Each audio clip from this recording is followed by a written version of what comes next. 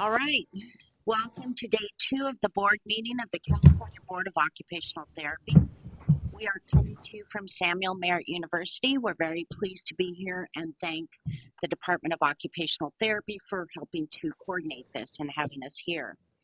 We also have the distinguished Yvonne Durantis again with us. She is the Assistant Deputy Director of Board and Bureau Relations with the Department of Consumer Affairs. And with that, today, August 25th, 9:07, if we could go ahead and take roll, please. Board Member Bookwalter. Here. Board Member Cabrera. Here. Board Member Palovich. Here. Board Member Blitzbach. Here. Secretary Doe here. Vice President Marcos. Here. And President Miller. Here. We have quorum. Great. So the first item that we're going to begin with today is item number 5, which is to review and vote on approval of the May 18th and 19th. We held this over from yesterday. We wanted to give the board time to read the minutes, and what we're looking for is a motion and approval of those minutes. Do I have a motion? Denise, do you want a motion first and then discussion? Whatever order, doesn't matter. Okay, I have a amendment or a change or whatever you call it. Yeah, let's Okay. suggested edit. Suggested edit. That's what I have. Page 5, second paragraph, third line. No, sorry, second line. Except for the practice committee that has, my suggested edit is a minimum of 7 members.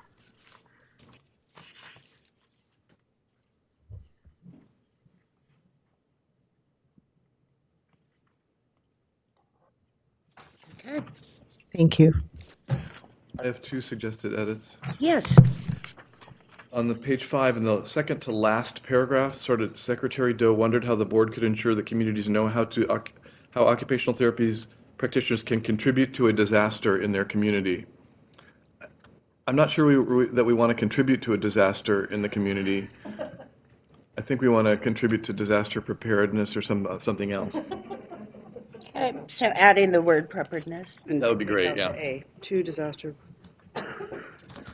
Okay. Also, on the top of the next page, I'm quoted as talking about my friend who is a nurse who says she has emergency response T-shirt that advertises that. And I can understand how that came through on the audio. It's NERT, capital N, capital E, capital R, capital T, which is Neighborhood Emergency Response Team, which is part of the Emergency Response Team Network in the state. So she is a NERT. Or was a NERT. I think she's no longer a NERT. Not a part of, is a. Neighborhood Emergency Response Team. You know, maybe we should say, I mean, that's. she is part of She's not a that. team. Well, she would go up to, she would say, I'm a NERT, because she'd have this T-shirt that says NERT on it, N-E-R-T, and that, so I'm just making a joke, but it doesn't come across. would say, It doesn't come across here, so we A should. member of. A and we'll member of spell the it out. neighborhood, yeah, member of the Neighborhood Emergency Response Team, N-E-R-T, would be better for the minutes. If you don't mind my editing what I did say, I'm a nerd, but All right, we got that fixed. thank you. We can fix the t-shirt part too. Nothing else. Okay. Any other comments from any other board members? Okay. Do we have a motion to accept the board meeting minutes for May 18, 19? I move that the board accept the minutes from May 18th and 19th. You need a second? Second. So that is a motion by board member. Would we like to clarify the motion with to include edits. the edits? Oh, yeah, with Don't the, we normally do a second one about non-sub, or do you want it all in one? They were not as presented because they gave edits. sorry, yes, you're right. I'm sorry. So I'll Does she have to take back her second?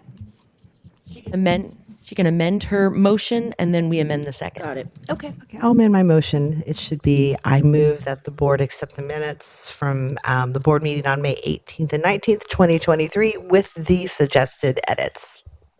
I'll second that. So we have a motion by Board Member Wietzlisbach, and we have a second by Vice President Marcos. Is it? Okay. Christine, did I pronounce your last name correctly? It's super hard, but it's actually Wittlisbach. We had a motion by Board Member Witlisbach. Yeah. Okay, thank you. All right, so motion, we need a roll. Board Member Bookwalter, Oh, Before so the- just so you know, she wasn't here when the minutes took place, so how? Okay. We need a public comment before we can move on. So any comments from the public? Great. Board Member Bookwalter, Yes. Board Member Cabrera. Yes. Board Member Palovich, Yes to the 18th, abstain from the 19th as I was not present. Board Member Witlisbach, Yes. Secretary Doe, yes. Vice President Marcos, Yes. and President Miller. Yes. Minutes are passed. Great. Okay, so if we could just go back, we have had a member of the public join us. Did you want to introduce yourself again today for the record? Okay, if I announce who you, okay. We have Dominique Embry, who's with us today. She's on faculty here at Samuel Merritt, so thank you for joining. We're going to move now to, we're going to move to item 14 next, which is the Administrative Committee recommendation to the board on amending CCR Title 16, Division 39, Section 4181, supervision parameters to specify the maximum number of students completing a clinical or non-clinical doctoral capstone experience that can be supervised by an occupational therapist or occupational therapy assistant. What we have before us is the highlights from the meeting that took place last Friday in Burbank, California, on August 18th of the administrative. We have No minutes. highlights. Right, but no B, no minutes. Okay, gotcha. And then we do not have item B, and then we do have proposed regulatory language amending section 4181. So we have items A and B before us. There's also a comp that, remember, we moved from yesterday to under with this item. That should be there. Can I just like to amend, it's Dr. Penny Stack, not Slack. It's referred to her as Slack in the whole document. It's Stack. ST. Thank you for that. Okay, I will address, I would like you to give a short summary, and then I will go back to the Okay. public comment. Thank you. Okay, so you may recall that at the May meeting, there were two recommended edits to the supervision parameters and definitions, and that was sections 4180 and 4181. The board did approve language editing section 4180. However, the issue of limiting the number of fieldwork level 1 and 2 students, limited permit holders, and doctoral capstone students, limiting them to 3 total was not approved. And so that item was sent to the administrative committee. The committee met back in March. There was additional public comment provided at the May meeting that was provided for this meeting last Friday. And at that time, the way it was agendized was recognizing from earlier public comment that there are clinical doctoral capstones and there are non-clinical doctoral capstones. And so what the committee was tasked with doing was addressing these issues, the different types of capstone experiences, as well as the number of capstone students. At that meeting, there was a clarification that we had under OTAs some of the same language regarding the limits on how many others could be supervised. It was then clarified by Dr. Penny Stack that that OTAs cannot supervise a clinical doctoral capstone. So that was parsed out and corrected, and then the conversation went around the different types of experiences, and that is what is shown in the proposed language today. We also, what's in the packet is an overview or the highlights of what took place at the meeting. I do want to call out and thank Board Member Sharon Pavlovich, attended the administrative committee meeting. She brought with her Penny Stack, who is also from Loma Linda. We were joined by Heather Kitching, who is from Cal State Dominguez Hills, who also brought a student to witness the experience. I can just tell you that the overall experience, it was really a great intersection of a lot of productivity between people who are really the subject matter experts in the academic world, helping the board to put regulatory language around it. And we rolled up our sleeves. The academic subject matter experts really helped and understood what this board has to do and what we have to do with the language. And so it was a pretty satisfying experience. But we also have two other people who, Sharon, Board Member Pavlovich, if you'd like to add any comments, Vice President Marcos, if you would, now would be a good time to. No, it was really nice. I really appreciated Heather Kitching and Dr. Stack making time because they had representing the doctoral capstone cohorts that are teaching. So they all got together to draft their concerns, suggestions. So just really thankful for all of them getting together and starting this conversation to help the board. The same here. I was very proud of our work and especially their knowledge of in this industry. It was just amazing. And we were there for several hours, and I think that we accomplished a lot. So any comments about the materials that you were provided? We do have we've had public comments that came in. It would be counterproductive for me to read this 3-page letter to you directly. Generally I do read the letters out loud, but this one, I think you would ask me to stop by page 2. So, Can I ask a question? go for it. So we had been considering before this, this board had been considering limiting it to two, and it's now 3. Is that where we are now, or?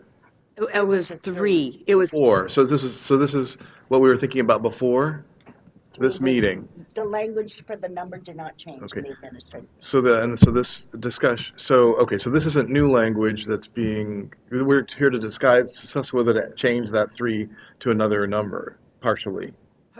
to keep the 3, and I don't know if you want to go to the language, but to keep the 3 on the clinical part, to include, consistent with what the board approved, except Okay. recognizing that the non-clinical doesn't have the same patient care element. Yeah, because they want to increase the number for the Correct. non-clinical. Okay. Correct. Due to, And that is the significant part, more than the number, which we didn't work with that language, is we got down to clinical versus non-clinical. Now, with regard to clinical versus non-clinical, I'm wondering where school-based OT falls in that, because direct patient care is mentioned, but students in the school setting are not patients, but they are a vulnerable population. And it's also, it seems to me, requires more supervision. My feeling is that it requires more supervision in a school-based setting than in an education setting, as far as, the education could be, graduate education or something, and it's not necessarily the same. I don't think education covers it, and there's no language here to where the students fit in because they're not patients. So throughout the Practice Act, there are references to patient/client. Some places it says only patient, some it says only client. That's kind of like going to have to be a regulatory cleanup matter after we get these other three packages moving. But what I can tell you is that that was not within the scope of this admin committee's direction. The direction was really to vet this issue specific to doctoral capstones.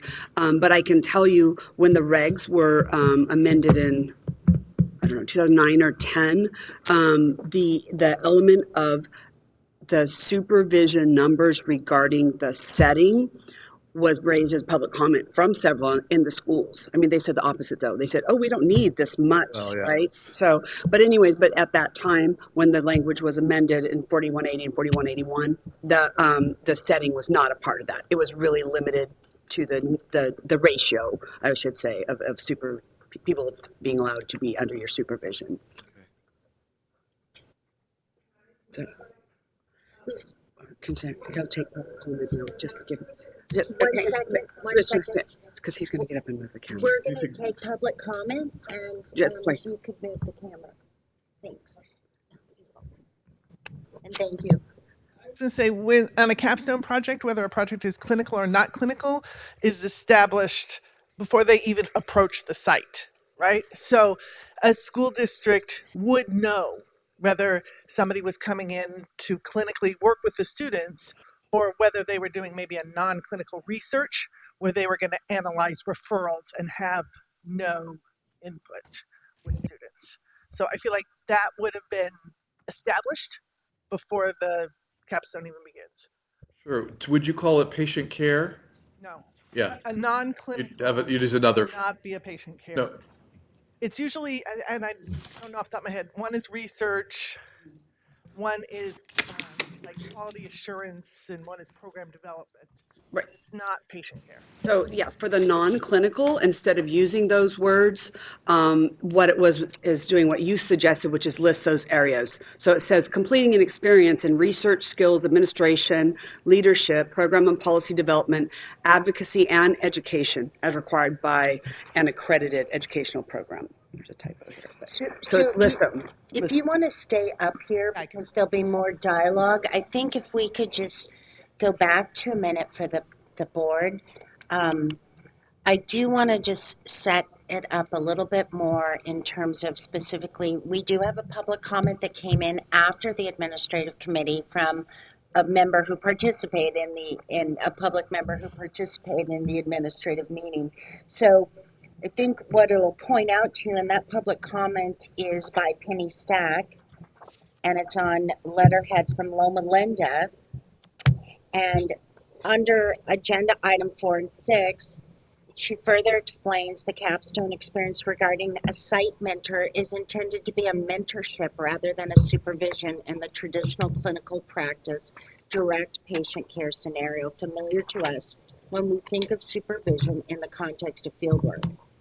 She further quotes the 2018 ACOTE standards, specifically D.1.4, addresses supervision or mentoring in terms of the entire capstone committee and not specific to the site mentor. ACOTE standard D.1.6 speaks to site mentoring. So we did go down very specifically having conversations, by the way, about the site mentor that was on site, the 3 different areas. Do you have it clearly outlined, the 3 divisions that we, from our meeting? I do not have those notes.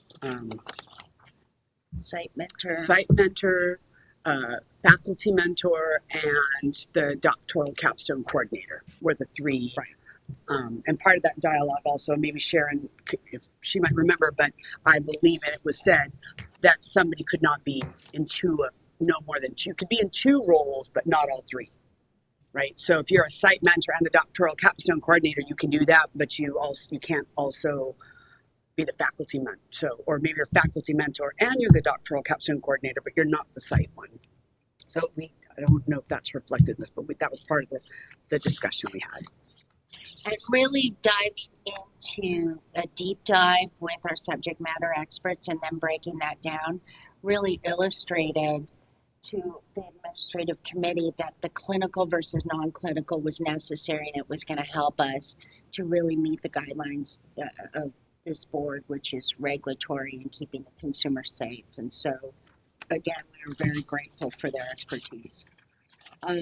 We also had under the Mrs. Penny Stack's letter, she identifies the 2018 ACODE standards, D.1.4, which is the MOUs, and she gives reasoning there. D.1.6, the mentor for the doctoral capstone. Also identified under clarification, under agenda item 5, is she referring to our amendments? I don't. The committee meeting agenda. Got it. Yeah. Clarification may be helpful in terms of how CBOT defines the term clinical, which was a big portion of the discussion. So her example here was development of treatment interventions for pelvic health can be considered as a clinical capstone.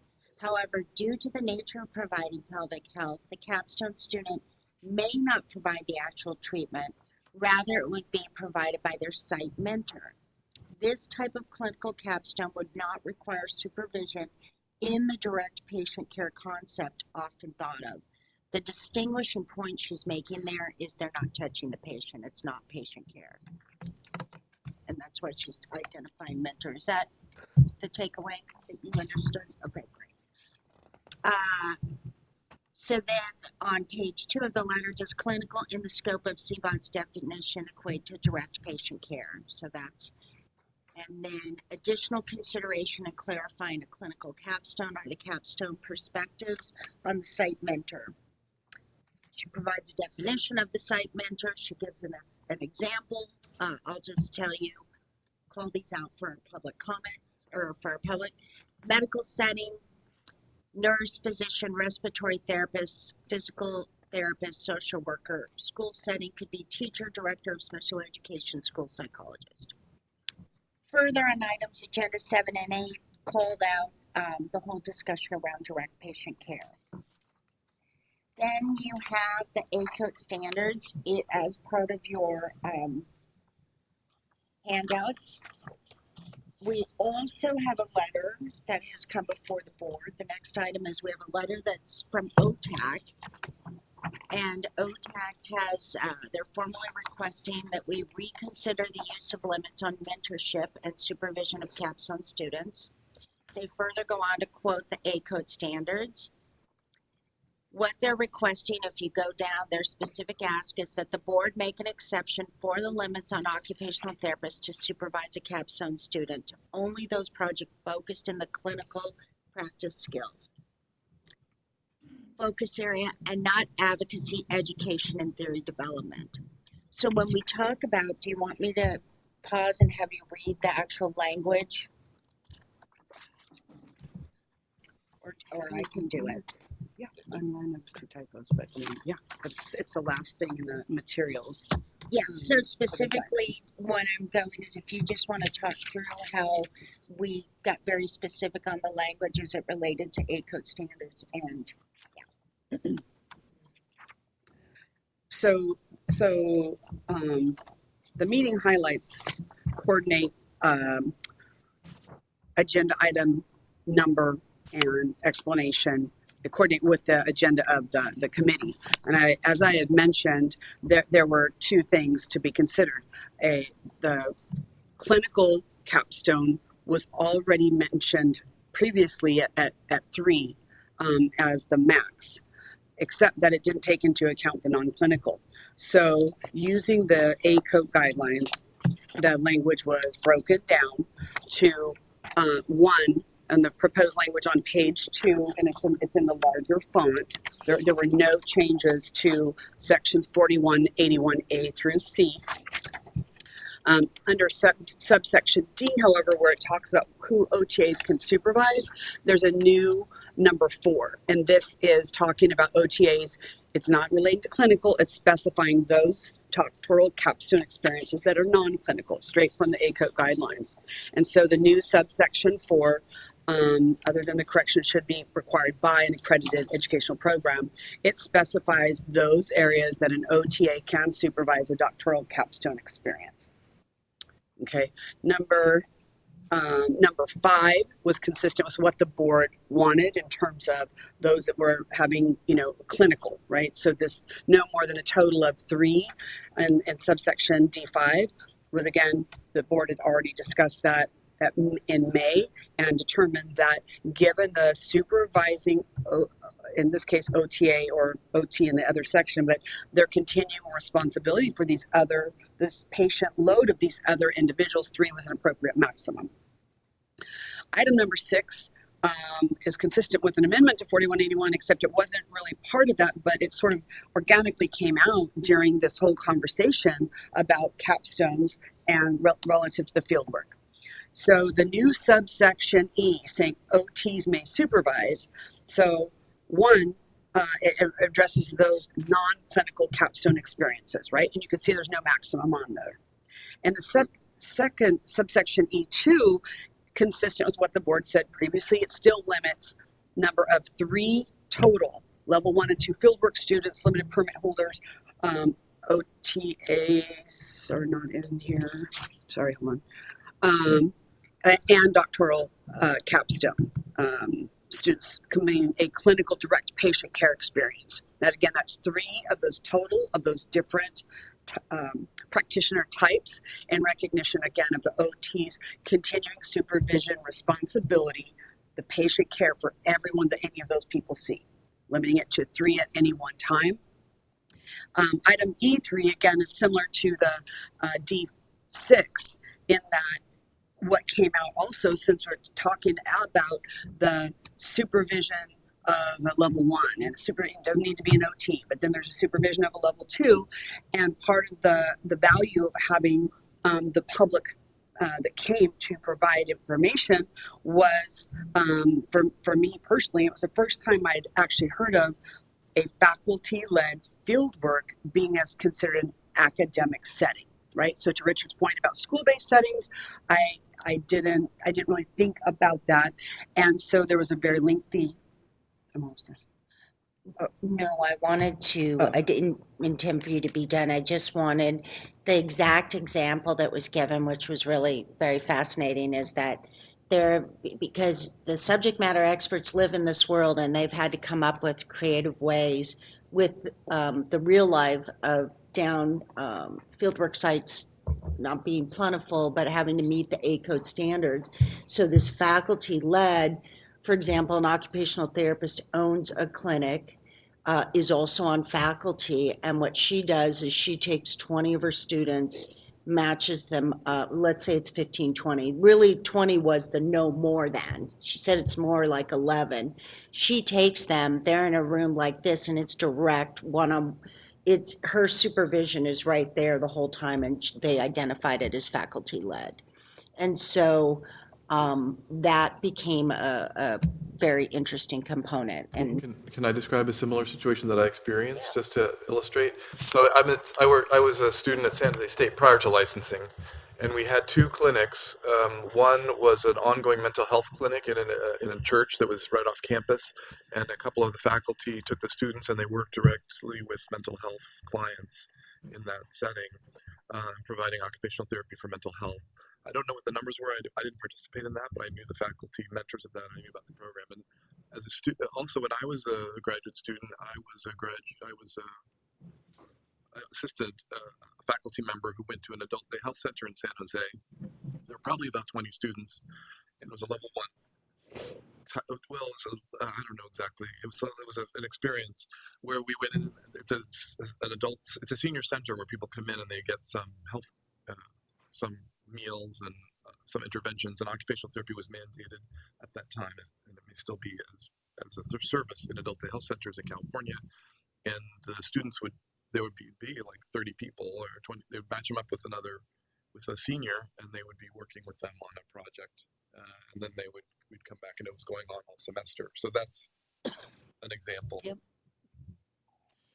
Thank you for letting me interject. Yeah. I know. I'll say that's where I came away from not wanting to use the word patient, because these are not medical. It's not a medical setting per se. There's a patient implies a relationship. It's kind of it's a patient. Some consumer advocates prefer the word consumer, or mental health, like they prefer the word consumer, clients, I would just say direct care. I just get rid of the word patient and say direct care if that is legally acceptable, but that's another aspect of it. Thank you. Those are some good examples as well. And thanks for having us be able to provide the example while you were writing the language. I know you have a little bit more to. Yeah. Well, yeah. So again, talking about this continuing supervisory responsibility as when the examples were shared. Again, this was the no more than 20, but depending on the setting, it was 15 was not uncommon. And one of the examples was even taking 8 students at a time for a psychosocial experience, right? But at that, and because of how that fieldwork experience was, like in that example, that was determined 8 was the max that could be reasonably supervised. So during those conversations, they did provide a lot of good examples. And I think the biggest one is this, in a faculty-led fieldwork, again, is setting based, because we hadn't really considered academia as a setting or, for a placement for a fieldwork completion. So I do note there are 2 edits where in D4 and E1, where on the second to last line, it should say as required by an, not and. So that's one correction in both of those sections. And then also it appears in E2, OTAs are left out. And so that should be, or occupational therapy assistants should be added to that section. So Where specifically, after which, no, where you've put it? yeah, I don't know. I just put it here. I would have to. So level 2 fieldwork student, so we would put it no more than a total of level 2 limited permit holders, comma, occupational therapy assistant or doctoral capstone. Is that what you mean? Yes. Okay. Spelled out, of course, not abbreviated. I just said Right. that. Or it could go after. Yeah. Right. Yeah, it could. Yes, it probably should, because, yeah. Doctoral. Okay. Either way. Okay. So that gives you an oversight of what's in the packet. The reason I had Heather go through the language is that you can see that from the comment and the public letter that came to us from OTAC, that very specifically, I wanted to just make the bridge, the gap, that the items called out on May 17th were addressed in the August 18, 19 meeting, and you can see that it's consistent with what is the proposed language before this board. So, and we've had a few comments that we've worked in. We've identified this before. Do I have to go back and? Yeah, no, that's okay. That's Okay. Just letting you know that we have further public comment letters that have been in previous packets. We have one from March, and then we have the language. Okay. So, what are thoughts? Want to talk through? Do you want to summarize the action before the board? Where exactly is the PA go in this now? Is added under 5? 5. E2. Oh, E2, and after doctoral capstone students? And then does OTA need to be added to section 4? So section D1 through 6 is about OTAs. So, Oh, there it is, under 2. D2 has occupational therapy assistant students. Okay. Good. so the students for OTAs are addressed in level D1 and D2 under current language. The new 5 is establishing the maximum. Right. Yeah. Thank you. So I do want to just draw your attention back to, so in terms of summarizing what's before us, if you go back to the highlights that were provided in your packet and you go to number 9, this language is specific to CCR section 4181. And so we're looking to, for a motion to adopt this language. Approve. And then the committee, and then I do want to let you know that 4181, you couldn't go into that without looking at 4180. And the committee did go into that, but because it's not on the agenda, we can't go any further in our discussion of it. And we will be having another meeting of the administrative committee where we will further solidify that. And so at our next board meeting, we'll be bringing language regarding 4180. So I'd like to speak in favor of the language as presented with the addition of OTAs in section 2. I would like to remove patient and just say direct care. Other than that, the other changes, changing and to and in D4 and adding OTAs after doctoral capstone section in E2. I speak in favor of that. And may I ask the legal question? Is direct care clear enough? Or do you have to say direct patient care or direct client care? Can you just say direct care? That's less of a legal question. It would require more industry specific for me to answer that. Richard, which one are you on? Which are you looking at? What It's number? on page 1, E2, section E2? E2. E2. There's a lot of discussion about direct patient care, and I personally and professionally have the word I avoid the word patient and have for 30 years. So, because I work in the community. And Yes, I don't want to, I just want to respond.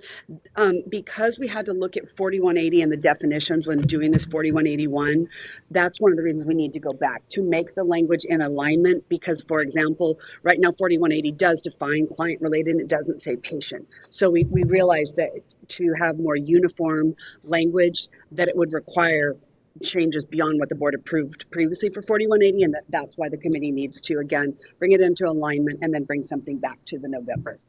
okay, so we're not voting on this language today. I'm not saying that. I'm just saying that to address that, I just want to let you know that there are 4180 is the definitions, right? In addition, the following terms are used and defined. Client related, a level 1 student, level 2. So that's why the. So if we do look at this, if we change it to client related, it would be in alignment with 4180. If I remember correctly, this word was specifically intended to be there, to be in alignment with the language, right? We went over this discussion, the direct patient, because there was a discussion that it should be just direct care, but it didn't align, right? So we needed that language. I think it defines it, though. I think The subject that's. matter experts. So, to answer your question, what specifically was and I know that your question brought up exactly where we went. We want to talk about 4181. We want to, we can't. So, I'm sorry. Yeah, 40, we wanted to talk about 4180, we can't. So the point being is that. Can add that, so it would read direct. Just 1 second.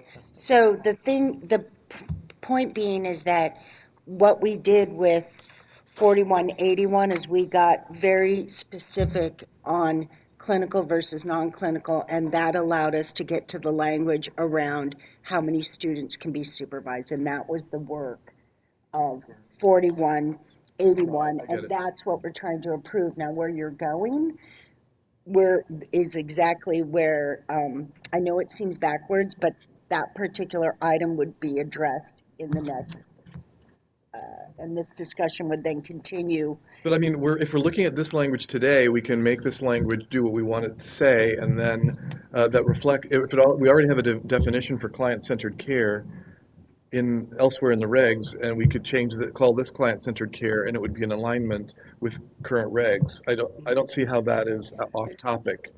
So, one other thought is that in the 4180, that it could define what is direct care, because I think direct care is not. It might be clear to practitioners, Well, we can't use direct care because it's not defined in current regs. Well, but you can use But client-centered care is defined in current regs? client-related tasks. Client-related tasks, so could we use that term in this language, since we're talking about this language today and it's already in our definitions? So then you would suggest that would read doctoral capstone students completing a clinical care experience. I think just that. Including direct, whatever, yeah. Whatever the definition that we have in place could be used.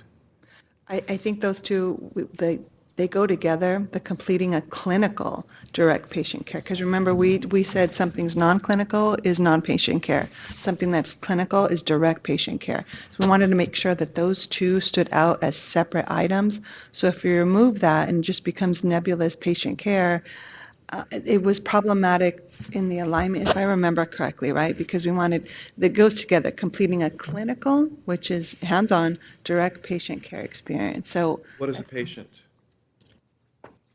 patients, like what What we is a see. patient? Define patient. That, we talked about defining these, having to define these things too, but patients, right? People that we see in direct care. But people we see in direct care are not patients, all of them.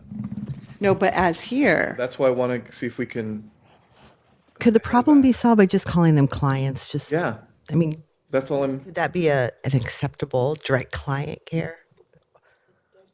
it doesn't align with the language, right? What language? 4180 and 81, when we're looking at aligning everything together. Because clients, see that, the whole conversation in academia is clients aren't necessarily, the clients and patients are also considered separate, right? Clients, like you said, Richard, might be somebody that's procuring services, domestic violence, community-based practice. We use them as clients more than patients because they're not in rehab, hospital, inpatient, things like that. So clients always a little problematic in academia, but let me see if I can find this to help this discussion. Hold on. But isn't that your point, Richard? I mean, aren't you saying the same thing? Well, then I don't understand what you guys are saying. I'm saying that occupational therapists work, they provide hands-on care with people who are not patients. They're not in a hospital, they're not in a medical setting. Correct, and that's what Sharon is saying. So you guys are saying the same thing. But I think that if you're hands-on to somebody, that the clinical, they're using the term clinical as hands-on, and but they're narrowing it down to patients. So if a doctoral capstone student is doing hands-on care to a student in a school,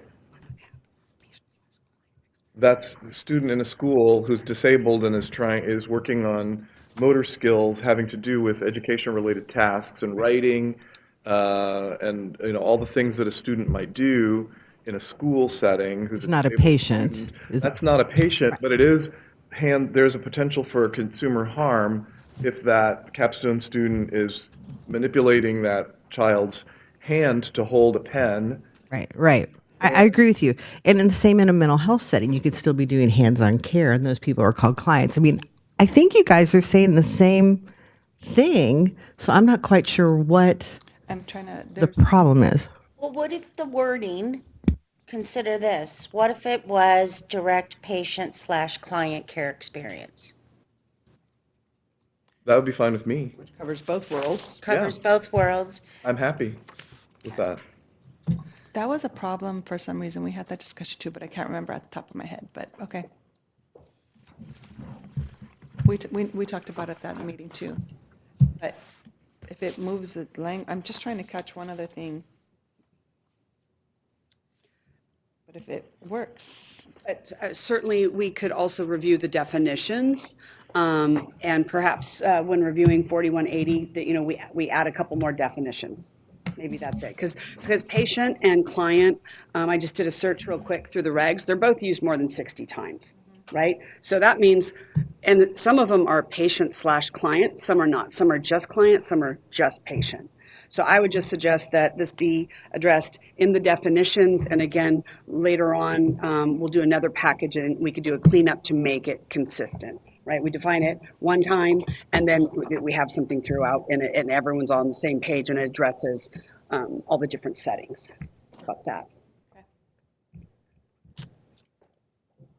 Perfect. So for today, can we just settle on patient/client like Yes, we I think that's a great said? idea. I like that. That would be great. I don't have that motion papers anymore, though. I do. Do you? Okay. So,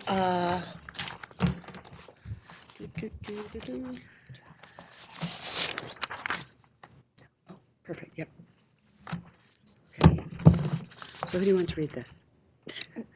which item relates to it? It's none of these, so I'm just going to write on it. Okay. Who do you want to do? So, the only other request that I have, just so it's on record, if we, Hector. if we looked at section 4181, which is what we did, and then we look at section 4180, it could be, if we could just make sure if there's any other impacts so that we can look at any other impacts around this topic, so that we bring everything back at once so we don't have to break it apart. Want to make sure it's noticed, all of it noticed together. With that said, we're gonna, once you send it that way, we'll Okay. have a motion go. So Richard had a motion, right?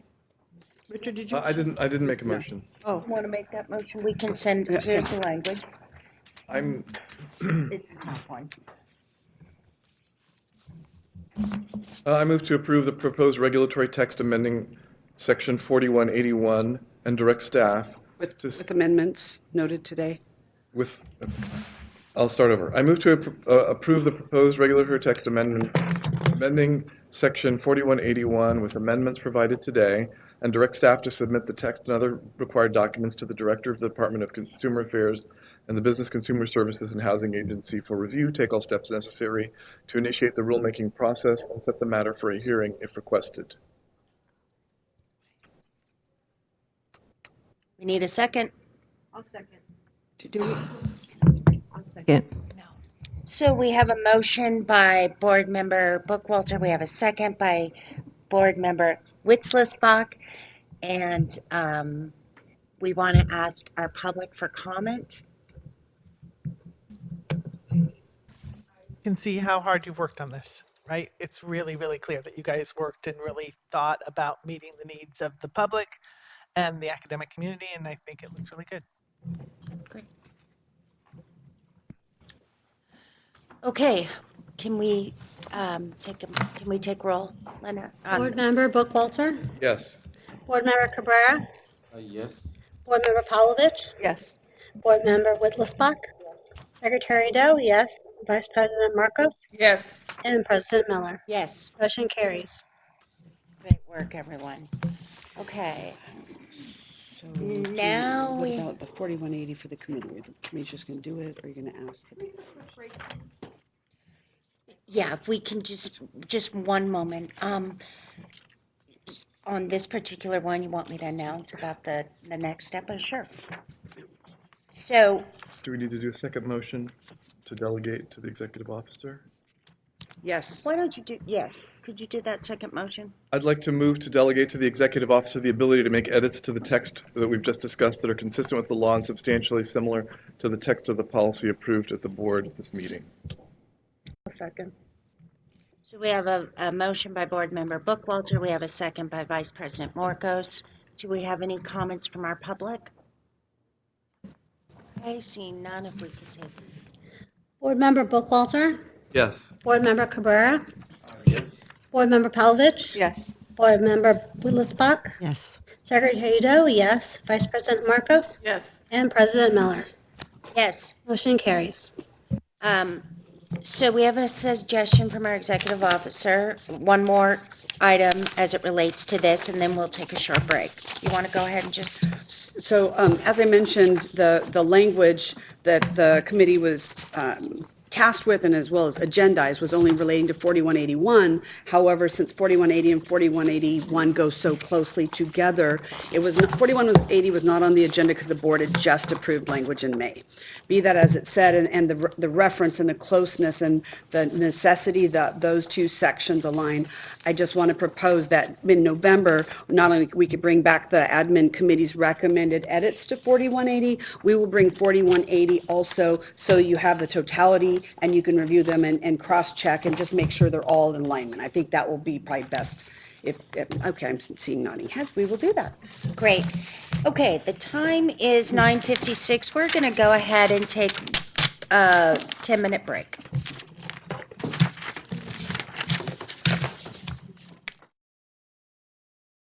We are back, and we are going to start again opening up from the break by taking roll.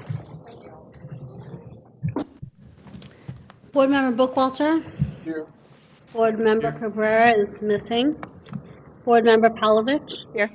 Board Member Whitlisbach? Here. For Secretary Doe here, Vice President Marcos, Here. and President Miller. Here. We have a quorum. We have a quorum. Okay, the next item that we're looking at, which is a carry back from yesterday, is item number 20, status update on legislation to, Oh, no, number it's 20. 20, AB 1028 wasn't resolved yesterday. That's 21. Yeah.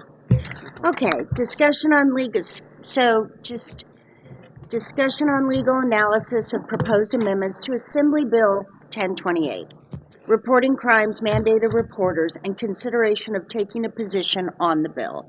So I just want to, for the board to know, I have some notes on this since yesterday, and so they're on my phone. That's why I'm... 21. My mistake, yeah, 21.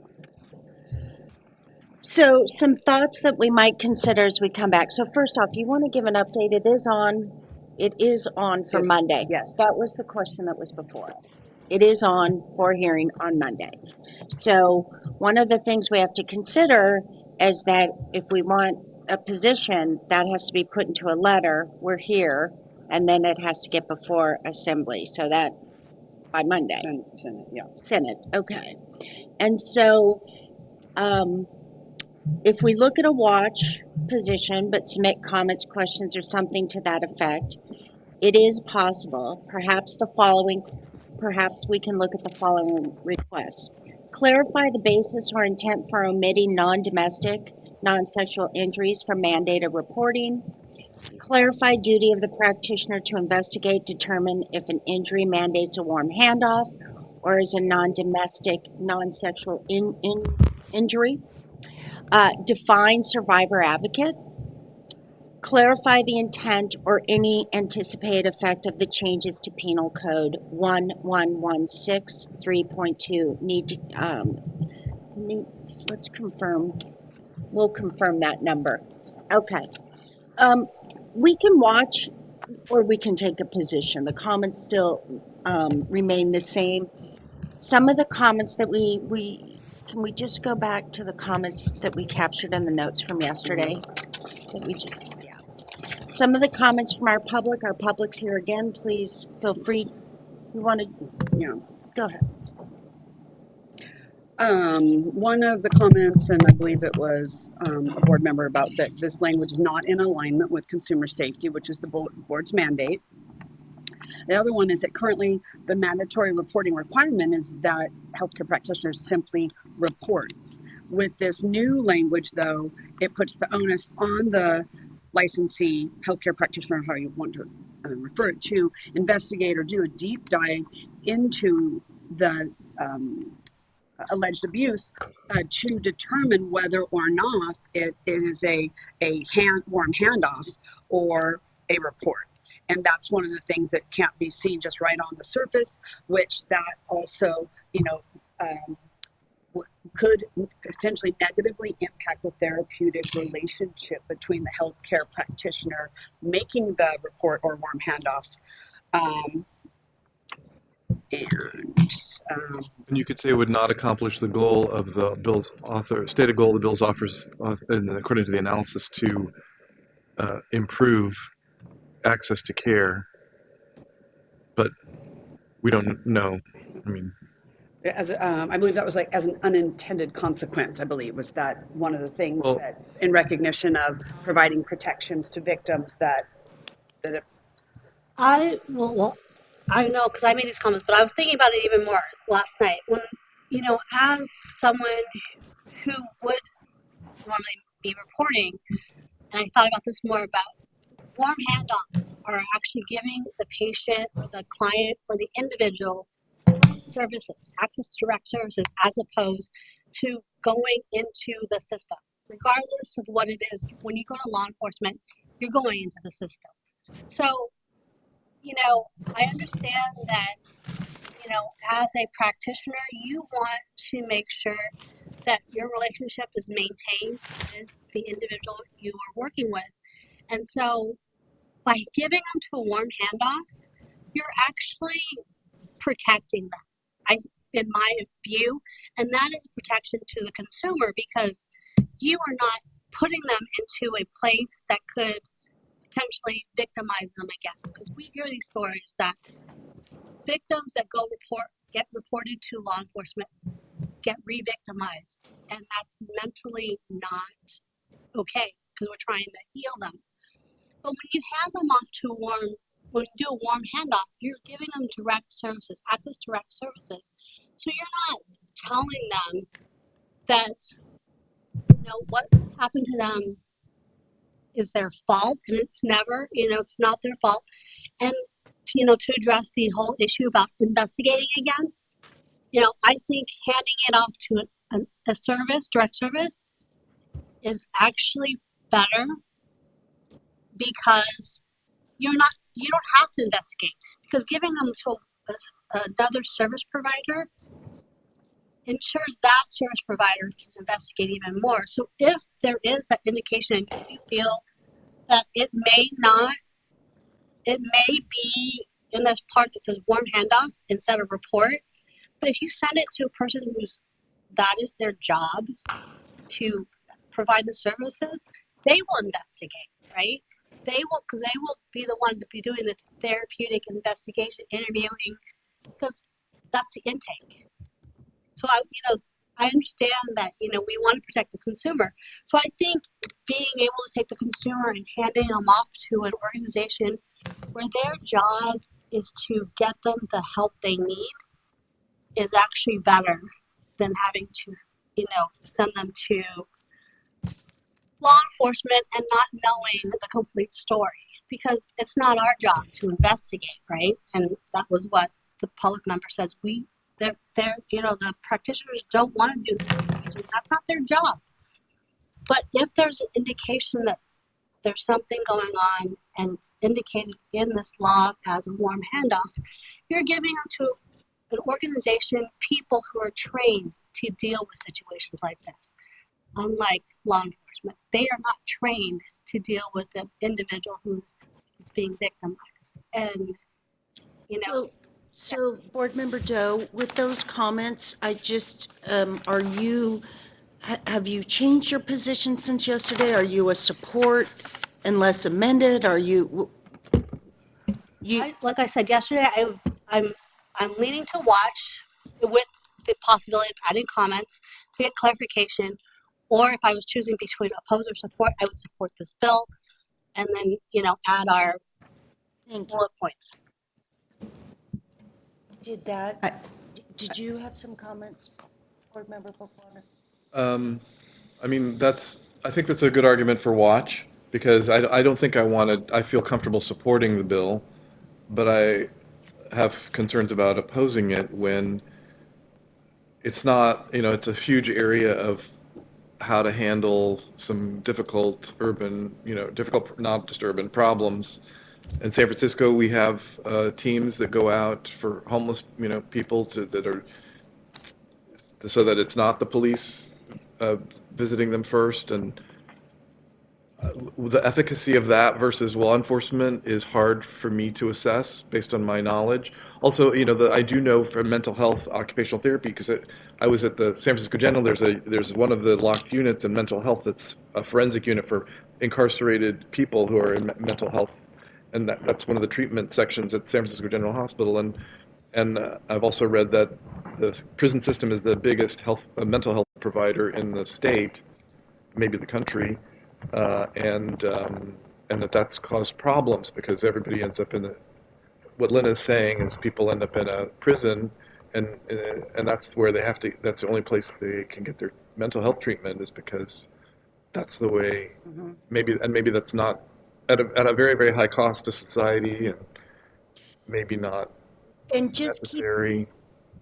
and just keeping in mind that the watch did have the majority. So even if we went to a motion or an action on this, I want to keep in mind the opposed were Vice President Morcos, myself, and Board Member Witzlesbach.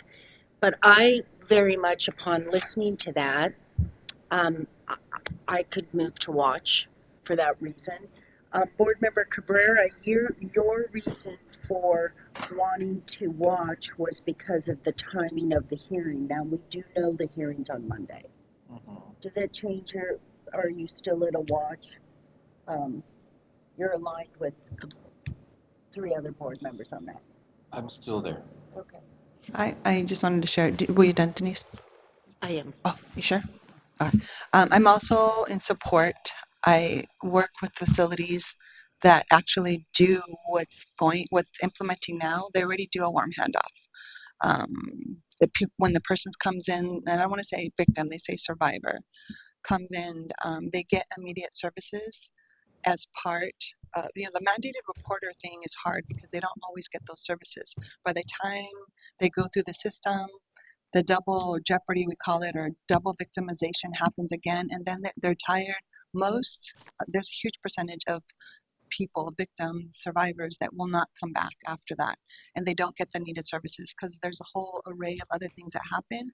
When this system happens, they get the services immediately, and then they're actually paired or partnered away from the abuser, which doesn't necessarily happen when there's when it's mandated reporting all the time. So they actually get the service, they get time away from the perpetrator, which I have seen personally work. So I understand what the intention of the bill is. The fact that it's going to be discussed on Monday just leads me to just support it. I understand, and I've actually worked in a system that's trying to implement this nationwide or California-wide. I want to also add that, this bill, I think it makes it hard for us as a board to, make a decision on this because it's not really written for, occupational therapists, providers, right? It's more towards the doctors and psychologists and psychiatrists. I think this is what it's more targeted towards. And when they say healthcare providers, they don't think about the other, specialties out there. And I think that makes it even more difficult as we are talking about this because not every OTA is working in the mental health side of, the situation. And yes, you're going to experience, these potential items in here, but it's not, I don't think when the legislators wrote this, they had that in mind. So that's the other thing when I'm talking about this bill. I think that makes it hard for us as a board to discuss because it's not really specific to the profession when they're talking about mandated reporters. Because often when I think of mandated reporters, I just think about the actual doctors and psychiatrists and psychologists because they think of that situation. And just the facility I'm talking about, did the School of Medicine, Emergency Medicine, invited occupational therapists to be part of this program because it was looking at seeing what was coming. Let's start using this interdisciplinary approach for the warm handoff. So OTs are going to be part of that system. And that's good. That's for great. this particular institution that I'm referencing. And that's often what's missed in these things is that, you know, people don't think about all the different components that come into effect. And it's great when there's collaboration, but obviously these are more siloed approach and thinking when they're writing, different changes in legislation. I understand what you're saying about the victims or survivors. I totally understand that and support that. However, this bill doesn't, so basically abuser will remain abusing and nothing will happen to him. And that's the problem that I'm having with it. Yeah, but the way it's written, the way society is now, most of them get away anyways. Well, that's, And I don't think this is going to change either way to get to the so we're just supporting perpetrator. more for the abusers and, I don't support that at all. But anyways, the majority of the board is where we're going. Do you have some comments from?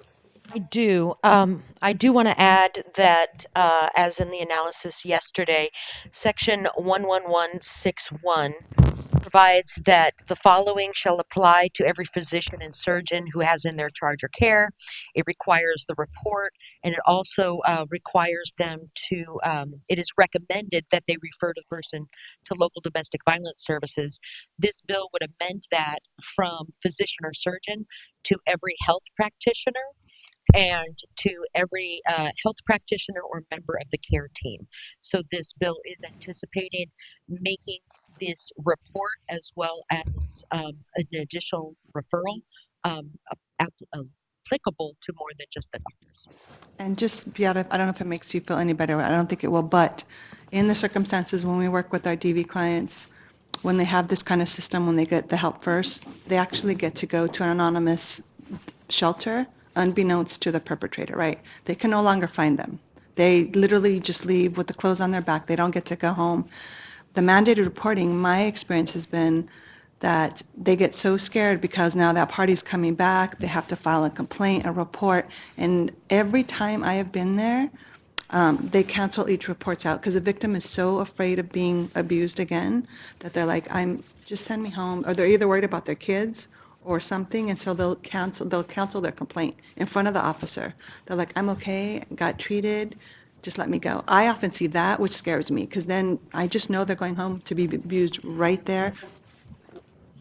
I think that something should happen to the abuser, right? So if there is a police report, the abuser, depending on what it is, might go to jail or it's going to be convicted or whatever at some point. But this way, nothing happens at all. The victims cancel their report because they're in fear. So even the police need them to confirm, are you still okay with process, so they can go to jail. They know it's only going to be for a short time. They're going to come back and reoffend, so they often cancel it to avoid being abused.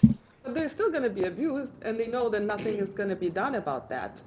An abuser knows that he or she can keep on doing it because they can, and there's no punishment, or there's nothing about it. So that's, But even in your scenario, That's a very impact of what happens in reality. Just to level set, I want to go back and I want to just dive a little bit deeper, Vice President Morcos, on understanding when you see this grid that was prepared for us. yeah. When you see this grid, tell me how you read it. So I just want to understand the different perspective. Do you see this, that the language does not get us to the place where we want? Because I'm not, even though I was originally opposed, I'm not seeing this, that there's a get out of jail free card. I think that there are different options in here that still gets to mandated reporting. Do you see it differently? Do you see, when you see the language, I just want to, because I support your comments, I'm just not sure that I see it as a black and white sort of thing. Well, based on our attorney's report yesterday, she did say that obviously it's more broad, it's a lot looser, a lot of things are missing from this. So that's why it's not that black and white, and Well, that's from a legal perspective. That's from a legal perspective in terms of, I can tell you as a practitioner, reading this, I feel covered. I didn't think that things were missing. I just didn't like it that they were populating. I mean, my folks had more to do with. I've been a mandated reporter my entire career, so, they just come out with their language and say, And do what I do. if I can, I mean, in defense of Beata's point too, I mean, I know that handing off to the law enforcement authorities does not necessarily mean that you're going to get a uniformed police officer coming to your door, shooting you or taking away your family or whatever that is. The police departments also have a variety of programs that support, because they're some do and some don't. Is the so it's inconsistent. So it's, to make a blanket ban is to me also a problem because um, I had, I know someone who had got in trouble as a kid, and the only person who paid attention to him was his parole officer as a teenager. And what did he want to be when he grew up? He wanted to be a parole officer because that parole officer was the most supportive person, uh, adult authority figure outside of his parents. So that kind of dynamic would be nice if that were true in every police department and all that, and we might not have this kind of movement happening, but it's more than I can chew on as an occupational therapist and an occupational therapy board member. I just feel like coming down on either side of the issue would be a stretch for me. So that's why I think watch is more comfortable for me. That's that was a very clear argument for watch. That made a lot of sense. I wonder if this would help for those who might believe or be concerned on the actual bill text on item K. It's It's the code section. It's the just so code long. section is 11160. I'm on page 6 of the code section, and I'm at item K. If you look at it, it says this section does not limit or override the ability of a healthcare practitioner to make reports to law enforcement at the patient's request or as permitted by the Federal Health Insurance Portability Act of 1996 and Section 164.152, blah, blah, blah. The point being is, I think the language identifies, regardless of this breakdown like this, the language identifies that you can report. There's a number of ways to report. Does that make you more comfortable? If I may, I did research that provision of HIPAA, and basically as it states here that it provides that you can make a report if requested by the victim or survivor or the abused party, the injured party, as it is said here. So it's there's the difference between a mandated report and a requested report. And that's what it's saying, specifically for domestic violence and sexual violence. If the victim asks for a report, the party is not prohibited, obviously, from going to the police on their behalf. But it doesn't expand it beyond the domestic violence and sexual violence. It does matter.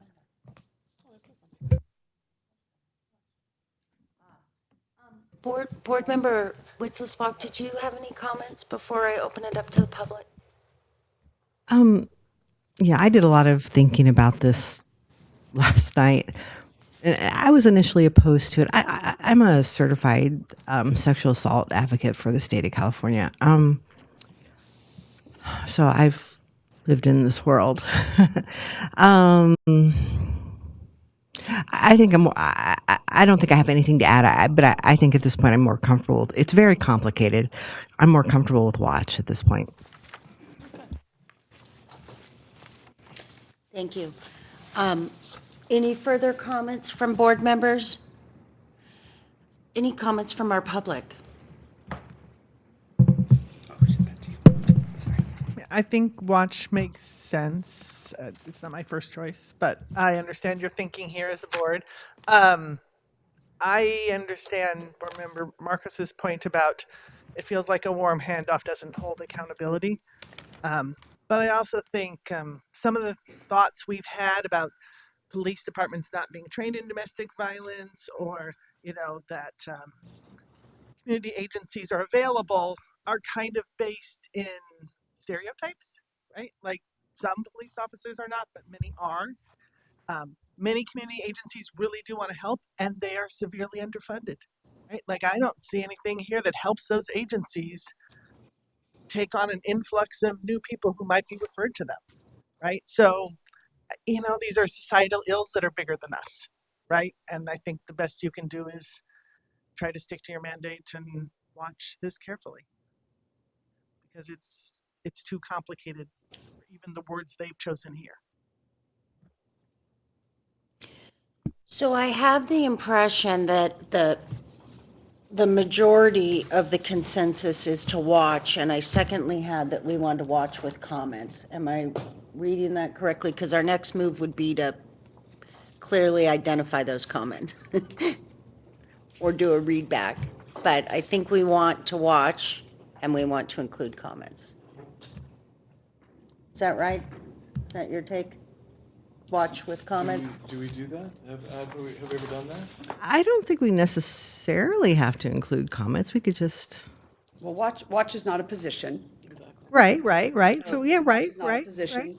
And I can, separate that out should the board want to provide Right. comments. It's not a part of a position letter, but either raise So, questions or provide. Really, suggestions. what the question is, and it's more for the resources of board staff, should the board ever take a position, we might want to capture the comments as we've identified them today. If you think you have them in your notes and you're good to go, I don't have to take up the board's time. If you would like us to, because we do want to memorialize somewhere, should the board ever take a position, so that we don't have to invest this amount of time on a very sensitive topic, having this discussion over and over.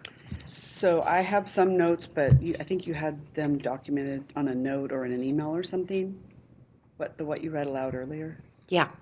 You So want could some of share- my you could notes? sh- Okay. Yeah, Could the minutes capture our discussion and yes. available for future? And I especially, Dominique, I think it was the point that you make about the potential influx of cases, and the agencies being built up and ready for them was a very helpful point as well. Okay. So, watch is not a position, so we don't have to take a motion, but we do have consensus, right? If I could just look, we do have consensus on where we're going, unless someone's going to make a motion for something different.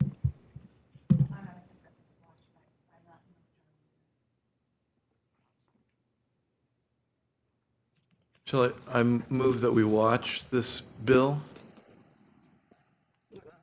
It's not a position, so we don't. No? Since it's not a position, it's not necessary. However, if the board would like to utilize the motion in order to confirm that that is the voice of the board, it's not prohibited. Up to you, then, It's whatever you want. Do you want to make a motion or not? I was going to take guidance from you. I don't think we need a motion, but, okay. Perfect. Okay. Anything else? We want to thank our public for joining us. Make sure you, as you leave, make sure you extend our deepest gratitude to your entire faculty for having us here.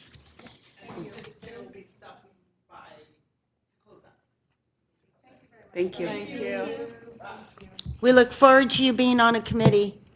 Yeah, we know, it's coming. We have her name right. Okay, so now, that brings us up to everything that was on the agenda. We're now on today's agenda. Item 22.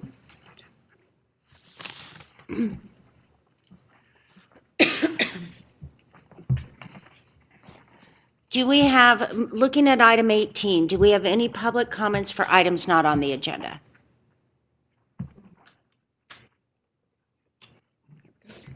You can note when there is no public that there is no public for the record. Well, what if she wanted to say something, though? Does she count as public? Yes. Okay. Disregard. Okay, so moving on, we are now at item 22, discussion and consideration of taking a position on proposed legislation impacting the board. So as we did last time, we'll go through these. We'll go through these and we'll identify, if we could identify, do you want to, our positions are to watch, which is not really a position, but to support unless amended, if amended, and oppose unless amended or oppose. So let's go to the let's just tackle it.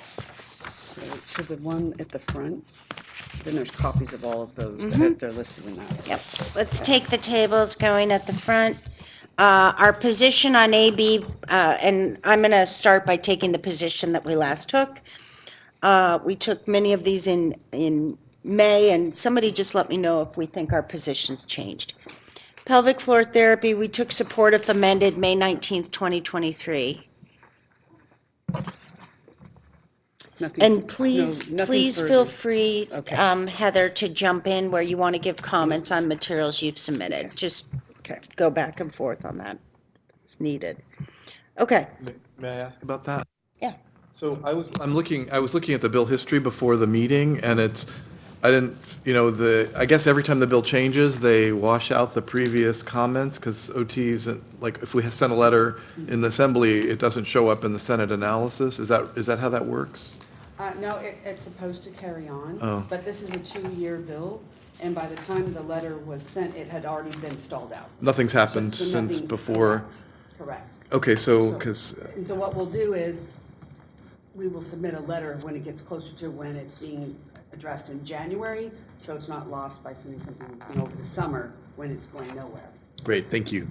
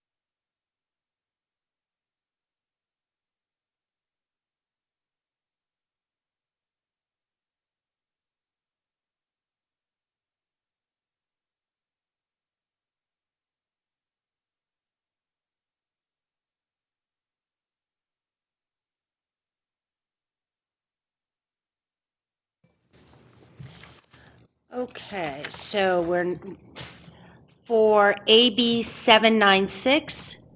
This we had as a watch.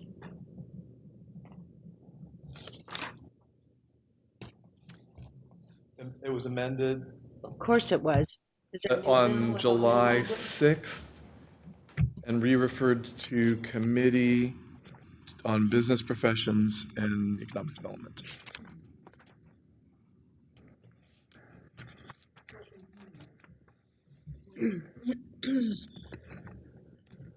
And this is after they modified it to be under the medical board again instead of the occupational therapy. So where it's at right now is their amendment is to put it back under the medical board? Okay. So,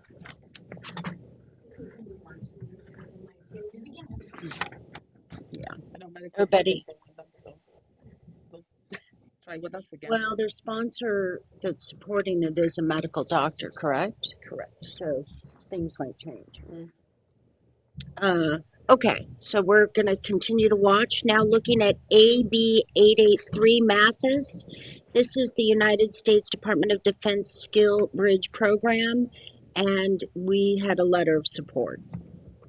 Where's this one at? Referred to appropriation suspense file on August 14th. Okay, well, then we do nothing. Okay, next one, AB 996, Department of Consumer Affairs Continuing Education Conflict of Interest Policy. That one has not changed since the board reviewed it in May. It was in order to an active file at the request of Senator Roth, it says.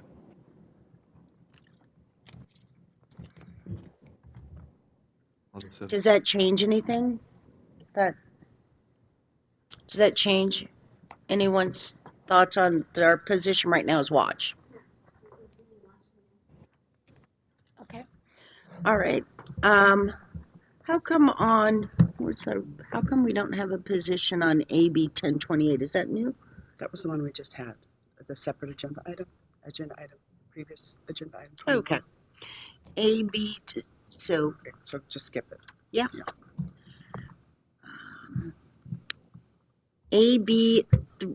I'm skipping AB 1028. We've just discussed that in length. So we're moving forward to AB 1369.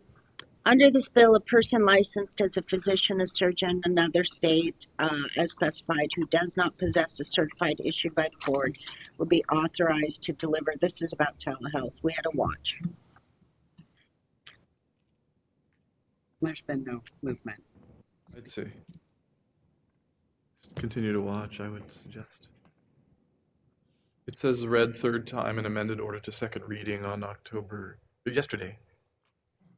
Yesterday was October? August 24th. Oh my God.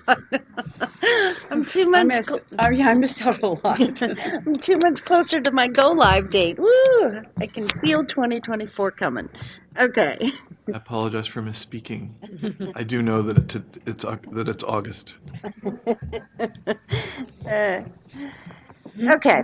Next, so we're keeping that as a watch. So the next one is AB 1612, Health and Safety Code relating to clinics licensure.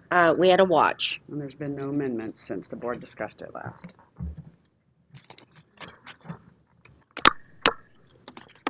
Does it have any change over there?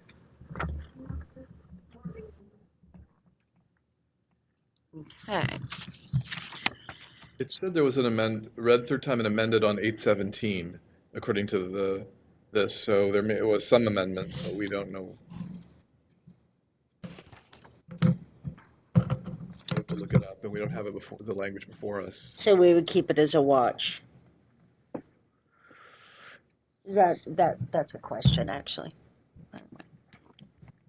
Just the topic alone would cause me to keep it as a watch because it's about the licensing of clinics, not directly related to occupational therapy.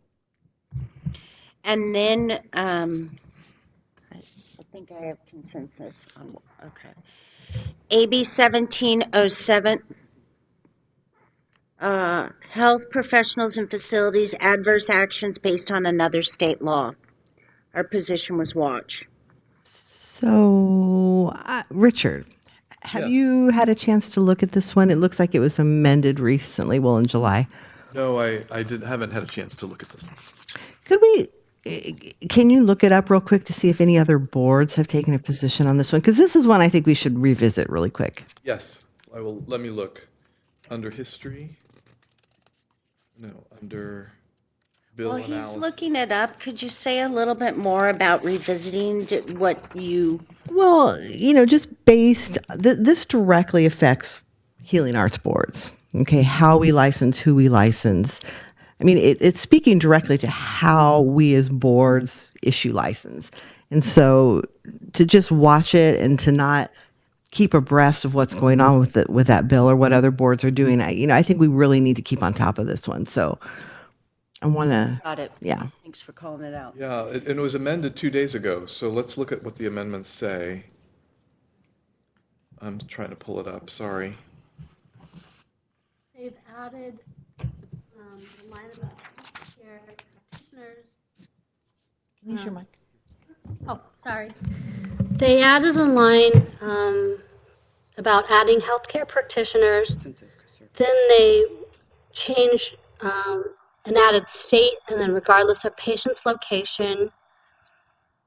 Then they added upon conduct in another state that would subject an applicant, licensees, or healthcare practitioner to similar claim.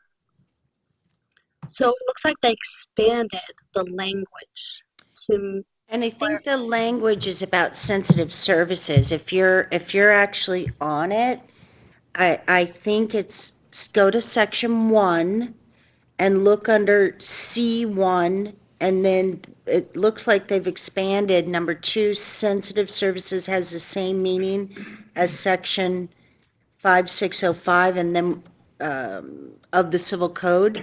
And then what they further did is they outlined sensitive services means all healthcare services related to mental or behavioral health, sexual and reproductive health, sexually transmitted infections, substance use disorder, gender affirming care, and intimate partner violence, and includes services described, and it goes on to list a bunch of Are sections. we talking about 1707?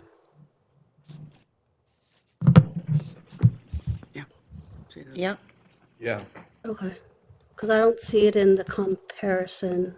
It's not in the text of the bill, it's the bill that references the penal code section. Oh. Like, so they don't even put the language in there, it just says sensitive services means the same as this. And what, Okay. So have any other boards taken a position? Have other boards taken a position? there's no opposition on as of August 22nd, which is, 3 days ago. And on the supporters on August 22nd were Planned Parenthood affiliates, Attorney General Rob Bonta, Office of Lieutenant Governor Eleni Kounalakis, American College of Obstetricians and Gynecologists, California chapter of the American College of Emergency Physicians, California Medical Association, California Nurse Midwives Association, Citizens for Choice, Medical Board of California, NARAL, Pro-Choice California, National Health Law Program, Osteopathic Medical Board of California, Physician Assistant Board, San Francisco City Attorney's Office, University of California, and Women's Foundation California. So there's those are the supporters, no opposition, and it's So I thought I heard you say medical board, osteopathic. What did you say? There were two boards, California Medical Association, the Osteopathic Medical Board of California, and the Medical Board of California. Yes, with the PAs. support it. Okay. I think we should seriously consider supporting this bill. Or at least have a discussion. What does support look like? What do you mean? So when we support it for these reasons. Because I think it's the right thing to do. Because if you read what this bill is all about, it would prohibit us from denying an application or imposing discipline based on civil judgments, convictions, or disciplinary actions. In other states, right? In situations where there's a conflict between California law and the other state's law. I agree with her. I mean, this would protect our consumers because this bill would prohibit us from saying, just because you got convicted in North Dakota, we can't say that we can't use their conviction in North Dakota against them here in California. So Right. So let's say you got an abortion in a state that doesn't allow abortions and you were convicted of that. Now you have a conviction and you come to California and you apply for a license. I mean, not that that would preclude, I mean, we would look at that, but now we would have in, statute, if this law passes, that we couldn't use it as a reason for not licensing them, or any board if this law passes, because that law, no abortions, is in conflict with California's law. I don't know. No, that's not the type of conviction I was thinking about. Well, that is the example they gave. Yeah, Sensitive services, yeah. I understand that, but there's many type of convictions. Right. So, yeah. Or if that's one of the things that's really like like someone in Kansas performed an abortion and then they have a conviction in Kansas and they come here and that's of course in conflict with what California says. And then with this law, I would say that because they had that conviction, we as a board organization cannot deny them for that. So with this saying that we support this, that means we are saying that we can use their conviction, right? Right, not use their conviction against them, not use their conviction against them, but review their And past that's why history. we amended the language to spell out what sensitive services meant. Maybe we could listen. Why everybody's supporting it and there's no opposition. Maybe we could listen to that list again of what sensitive services Yeah, mean. gender affirming care is there. So if a teenager were provided with testosterone as a result of a gender transition thing, and a physician in another state was in a state where you're not supposed to, they don't allow that, and the physician had their license affected in that state, and they moved to California. Gender affirming care for a teenager might, is not illegal here, so that wouldn't be have an effect on the license in California if this bill passed. Whereas it might if this bill did not pass, which to me, yeah. Would you like a read back of sensitive services? Sensitive services means all healthcare services. Sensitive services means all healthcare services related to mental or behavioral health, sexual and reproductive health, sexually transmitted infections, substance use disorder, gender affirming care, and intimate partner violence that includes services described, and then it goes through a whole bunch of sections. Intimate partner violence. Violence. Yeah, okay, so I get a problem with that. Exactly. If I may. It does say if it conflicts. So if Oh, right. it's illegal in North Right. Dakota and it's also illegal here, we can still use the illegal in North Dakota conviction. Right, that's a good point. Only if it conflicts with our law, right? So if it's legal in another state to beat up your wife, it would have to be legal here for it to even apply, which is not legal here. So yeah, okay, yes. So I guess I would take that back. I guess I don't have a problem then. May I ask Heather a question? Please. So Heather, when people licensees come from other states and they have a violation and the board requests to get that information, are sometimes the age of the violation considered? And Correct, yes. so if it's over 7 years ago, Correct. you might provide a license anyway? You don't have to disclose it. Okay, It's over well. 7 years ago. Okay. There are a couple of exceptions. But but there are like, like murder, man, like there are exclusions. I But think rape committed with a firearm or something, but there are exclusions to that 7-year look back rule. So there is that the age, the board no longer has to take the age into consideration. That the law does it for us. So like it immediately precludes the board. Well, one, it precludes the individual from disclosing it, and precludes the board from basing its decision solely on that conviction. so there is a process, the board of review at the board when you get such a, If they're less than 7 Application. years and not on that excluded list. would this fit into a process similar to that? A review? And you would say it was a sensitive service, would you be adding that to the review, or? If an occupational Yes. therapist came in, I think because it started out specifically regarding, abortion, right? Specifically, and because the person was convicted in another state for an offense that's not illegal here, so they have expanded it a bit, but I don't really have any experience with us receiving adverse actions from another state that was based on a conviction for the mental health treatment they provided, or the behavioral health treatment that was provided in another state. So I don't have that experience. Usually it's, fraud for DUIs. Right. I guess the bottom line is, though, if it's illegal here, it's going to be deemed illegal. This would only apply if it were legal in another state And legal here. and illegal someplace else And legal here. and legal here. It would only apply. So I just think this is the right and ethical thing to do. I would like to see us support it. So that's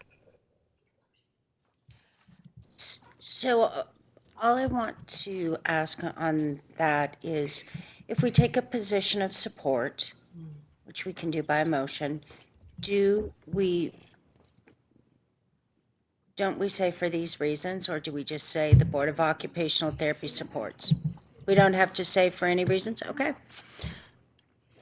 Anybody want, is there further discussion, or do we want to, noting that there's no public here, and so there would not be public comment, but do we want to make a motion?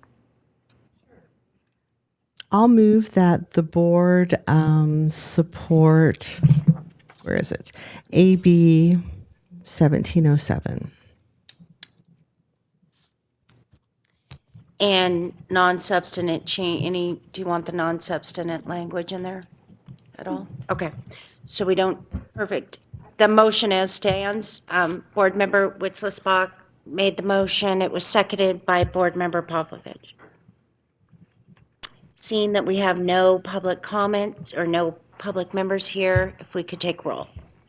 Board Member Bookwalter, yes. Board Member Cabrera. Yes. Board Member Palovich. Yes. Board Member Witzelsbach. Yes. Secretary Dow, yes. Vice President Marcos Yes. and President Miller. Yes. Motion carries. Great. Okay. The next item before us is SB 372, Department of Consumer Affairs, Licensing and Registrant Records, Name and Gender Changes. We did have oppose unless amended. We could get a current update. It was amended, but it's now referred to the appropriation suspense file on July, actually it was July 3rd that it was sent to the appropriation suspense file. Okay. Oh, wait a minute, that's the wrong one. SB 372, did I do AB? I'm sorry. Don't listen to me. That was a mistake. I did AB 372, I apologize. Yeah, it's had a second reading on the 17th. It's ordered for a third reading. It passed from committee the day before. And 12 noes for. And there are some amendments that make it clearer, I thought, when I read the new text. Why do we oppose it? Do we have those notes? Of our meeting minutes from May May 18th, 19th. I just wondered if they incorporated any of our suggested amendments. Let's go back to the minutes. I think the big reason that we opposed it was because of the confusion of how do we keep track or how do we ensure that the consumer's protected with, in case that, someone registers as Jane and then later becomes John, how do we protect the consumer when they're looking up those records, knowing that the licensee is actually Jane, not John? And so that's what we need to know if they change that. Do you remember though what we Here, suggested? here as they an are. amendment? Here's in our notes. Board member Bookwater stated there could be a confidentiality issue if a person did not want to disclose that they are transgender due to safety issues and discrimination concerns. Mr. Bookwalter was also concerned that the legislation would limit consumer protection. Next, I expressed that I agreed with his apprehensions, added there was a concern about the implementation of the requirement and whether there would be a financial burden to the board with this impact. Secretary Lena Doe reminded the board that SB 372 would have to go through the appropriation committees in both houses. She echoed Mr. Bookwalter's concern.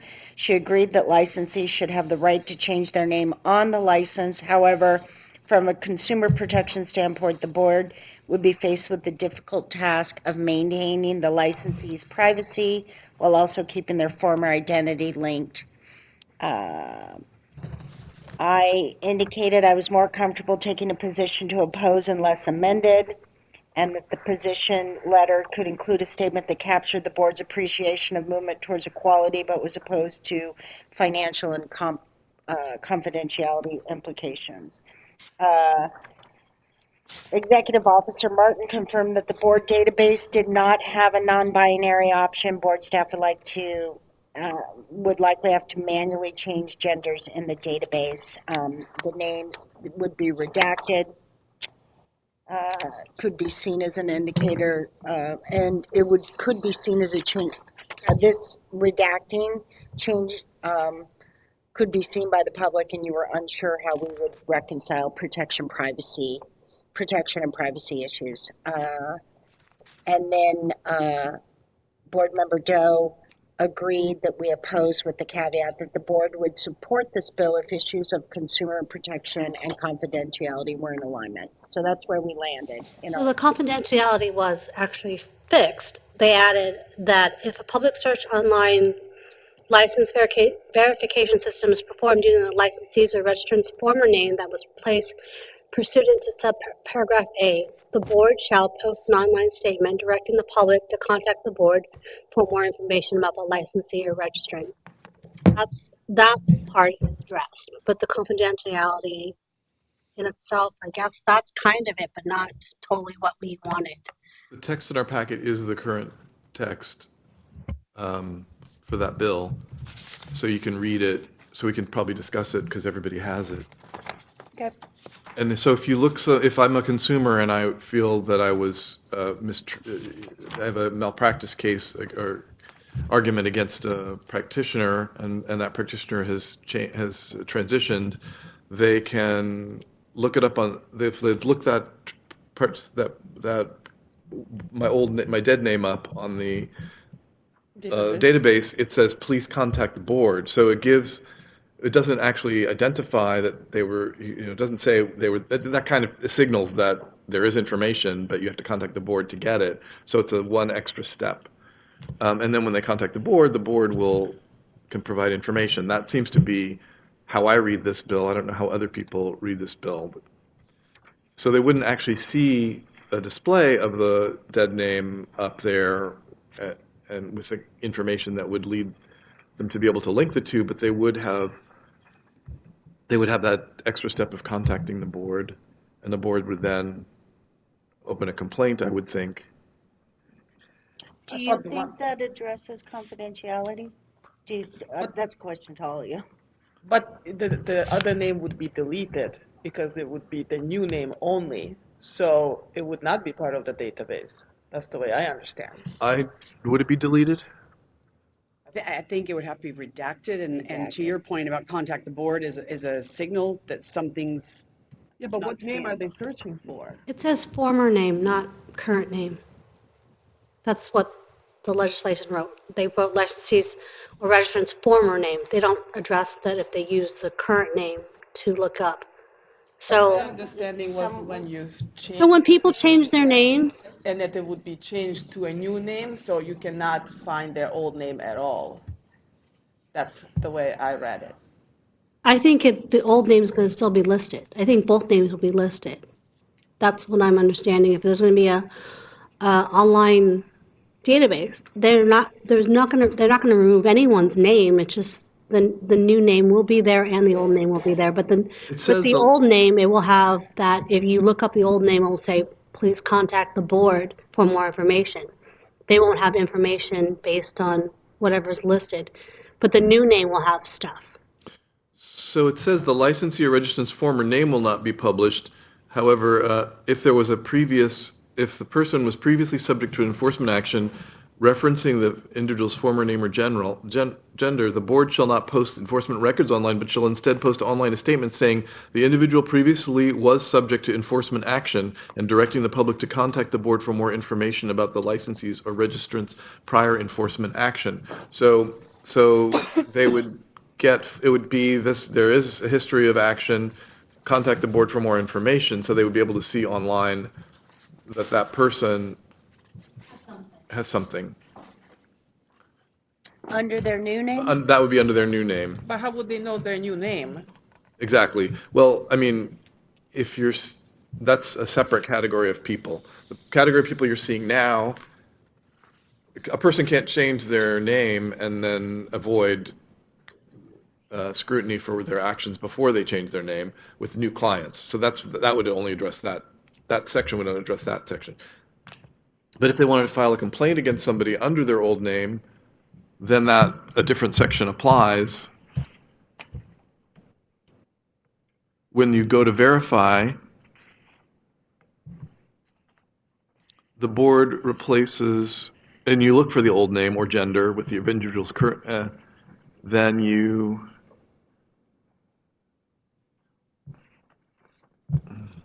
what's going on?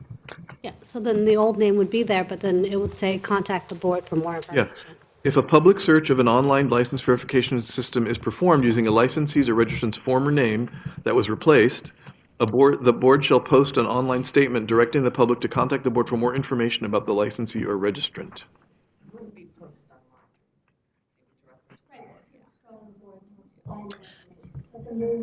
Well, So both names would have to be there. but let's just ask Well, no, in they would type in reality, the name. let's just ask, you know how we receive a list? And old. We receive a list in the executive officer's report of offense, of, people's, yeah. And we also, someone can look that up on the website, it's posted. Would this, if somebody who had an offense in another state, or, I'm sorry, mixing, but if somebody was a different gender, and then, how is it gonna look? How is it gonna be posted on the website? How is their confidentiality protected? See, they don't, we have a right to see that there was some sort of activity, enforcement activity, but now that we don't have a right to really see their gender, change, yeah. If I may, one of the concerns that this board and other boards are having is the enforcement history in particular, not necessarily the confidentiality of the party or the name. So here, this new law or this amended law attempts to address that by subtracting their history. So today, if Jane commits a violation and there's a decision, that decision in full and the accusation are posted so that the public member can then research it, look at it, see if it's applicable, see if it's, if they were disciplined for changing their address. Not concerned. I'll go ahead and see this person as a practitioner. But if Jane then becomes John, The posting under chain appears to now say contact the board. It I do not see where the board can release the new name. I'll have to leave that to the executive officer to see how this actually applies. But it does say that all this information is supposed to be confidential. Under the new name, it'll state this person was subject to discipline, but provide no additional information, and again refer to the board. And I still have a hole as to how the board releases that information. And so now there is record of discipline and no method of obtaining what that, how we couldn't give an order definitely because it has the name. The anticipated change that was expected by the legislature was to redact the name, leave the orders but redact the name. But this seems to omit the order in its entirety.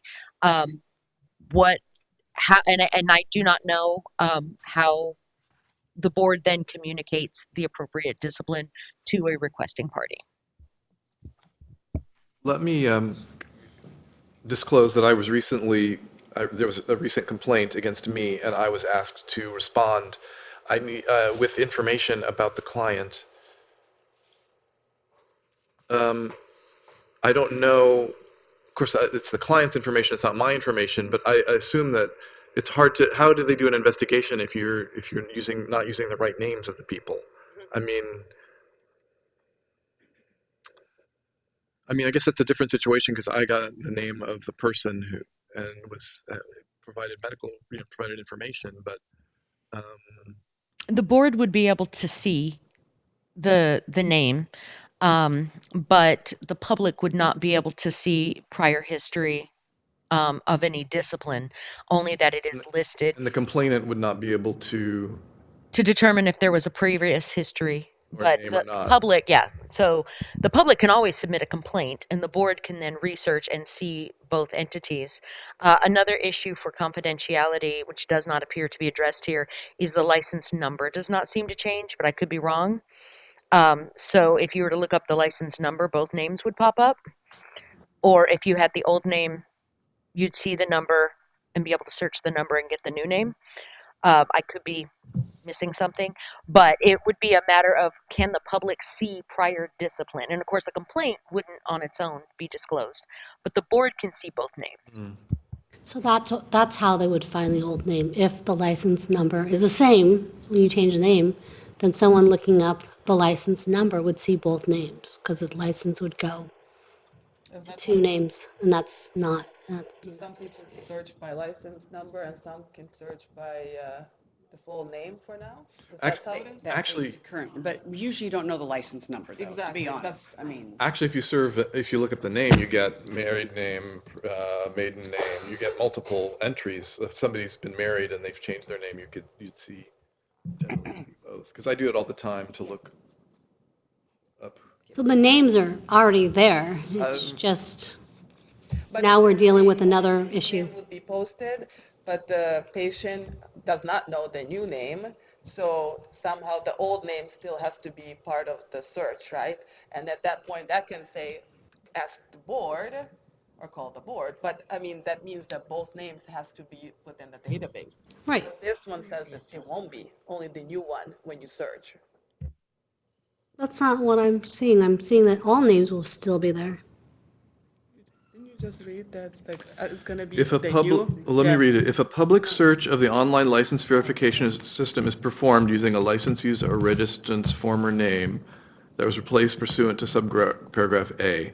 So if they were to look up, Steve Morcos, your former name, then the board shall post an online statement directing the public to contact the board for more information. So it would show up a statement saying, contact the board. Okay. But Steve Morcos would not show up, only Beata. Yeah, no, Beatrice's right. There is a conflict because sub A says the former name won't be published online. So that is, Saying, how yeah. would you search? That's not fair, like, that, you should be So able yeah, to search if something bad happens. then that's what we need to have them amend, that all names should stay there Because how are you going to search? Should be published Yeah, it should be published. It online. says shall not be published, so it should be It published. should be public. Yeah. So we had a pose at our last meeting.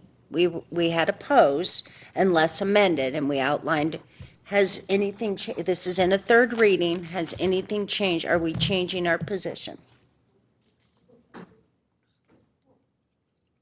Okay. I'm just a little confused. We posed based on privacy issues, but now you're saying we don't care about that. We want the name on we want both names online. We don't care about the privacy.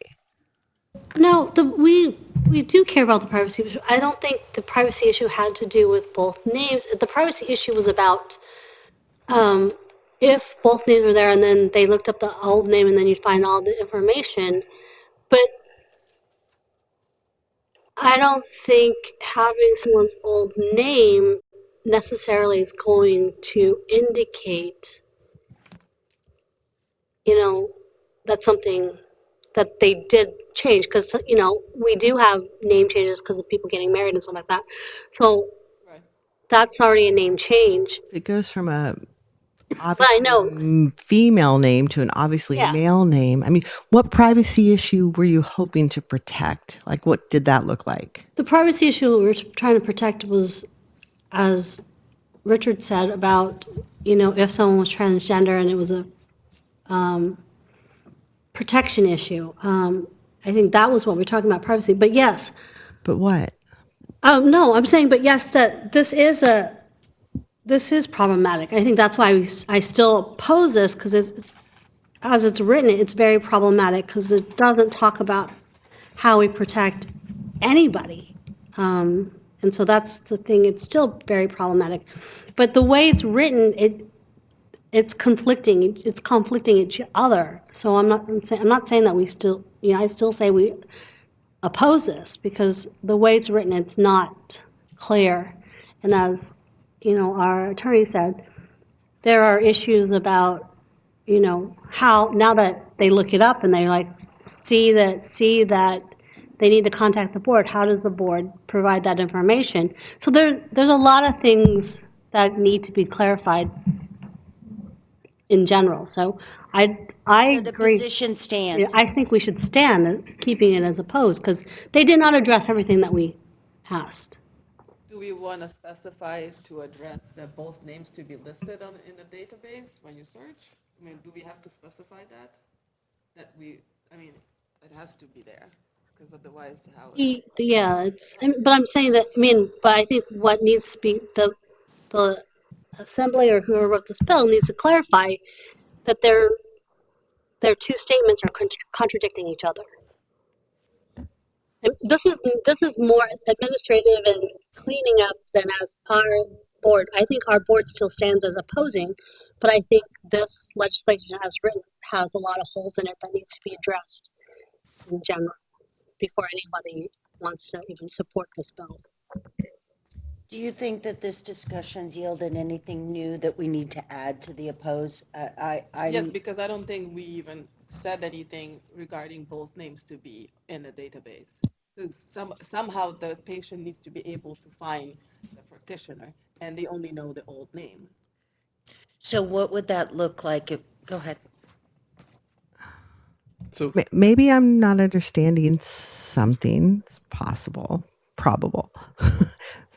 But we just told them that we were concerned about privacy issues, and they addressed that. And now we're turning around saying, "Whoa, we want both names up there." I think they're going to look at us like we're crazy. I thought we opposed it because we felt the consumer would not be protected, because the consumer would not be able to look up they would not be able to identify a practitioner who had done them wrong. Yeah. I didn't think do we have the letter of? 11:21 a.m. Sorry, my watch thinks I'm talking to it. Do we have the letter that we That submitted? we sent? We do not.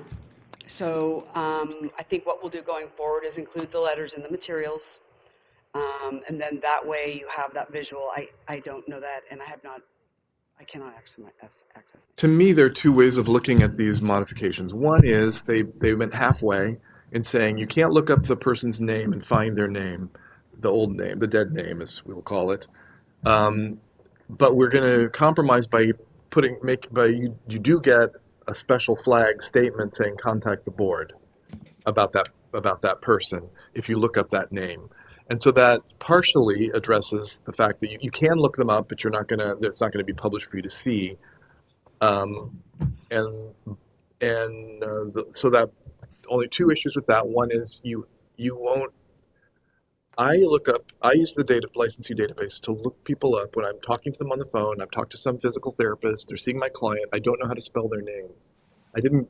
I'm lucky if I get a last name from a voicemail message. So I look it up and I Mc so and so, and there's like five Mc so and so's, and it's that one because they live there in my county and they match everything matches. So I'm able to identify based on a inaccurate spelling search, which this is not going to let you do. So it's only a partial solution for someone looking up to try to make a consumer complaint. But I think it's better than what we had, and is partially responsive to our concerns. There's some new concerns about the enforcement that have come up during this discussion. I have a question for Heather. If someone looks up someone and their name's not in the database, this is the way it's written right now. So if someone looked up someone and their name's not in the database, what happens? Just there's nothing. So then the consumer would assume that the practitioner doesn't have a license. Probably going to get an unlicensed practice complaint. But the consumer also has a right to ask for your license number.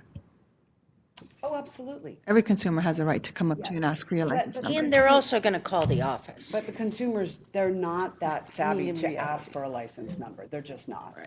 Right. But, you want to look up, Kevin Martin, and there's nothing there, and like, oh my gosh, I just saw Kevin Martin, right? And so what's going to happen? They're going to make a complaint.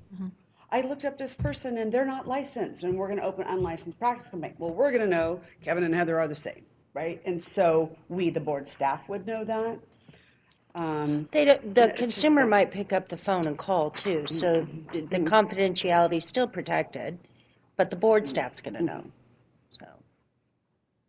So, this is in a third reading. We've listed as oppose unless amended. Do we? Looks like it's going forward. No, it's just a third reading, so So maybe not. maybe not. I suggest we wait for that because I want to know exactly what we sent, the letter, what we sent to them. Okay. Because this way we can modify it or just add this, specify or clarify. And you're wanting to hold another board meeting? When are they meeting again? Do we know? No, we don't know. I don't know that. Yeah. So I think for what's before us, oppose unless amended, and then I think we're also directing staff that if there's some change on this before our next meeting, we want to meet and weigh in on this. Is that okay? Okay, let's do For that. sure before next meeting, so this way we can clarify. Okay, so that's the direction on that. Is everybody good with that? Yes. Sure. Okay. So the next item, Senate Bill 525, Durazo. It's about minimum wage. It's about healthcare workers. This is 816. Oh, on 8/16. On 816, it went to a suspense file. We had this as a watch. We can watch it in suspense now. Yeah. Spence is killing me. Okay. SB 544, Laird. We supported this, and this one on 823 was postponed by committee. So, anything there? Nothing. Okay, Roth. This is a 2-year bill. I was trying to figure out if this was new or if this was something we previously discussed. I did not see it in the minutes, so I think this one was missed in May, so it was added, and that's why the middle part's blank, but the status in the far right column. Okay, so you want to, even though it's a 2-year bill, do we want to take a position? Or what we could do is discuss it in November, and then that way in December we could submit the letter, kind of like with the other What was the other one? Was that the one that was canceled? The Menjivar, I made a note that it was canceled by author. Senate Bill 372. Okay. Oh, Okay, there's So- nothing to do. Canceled. Removed. yeah. The hearing was.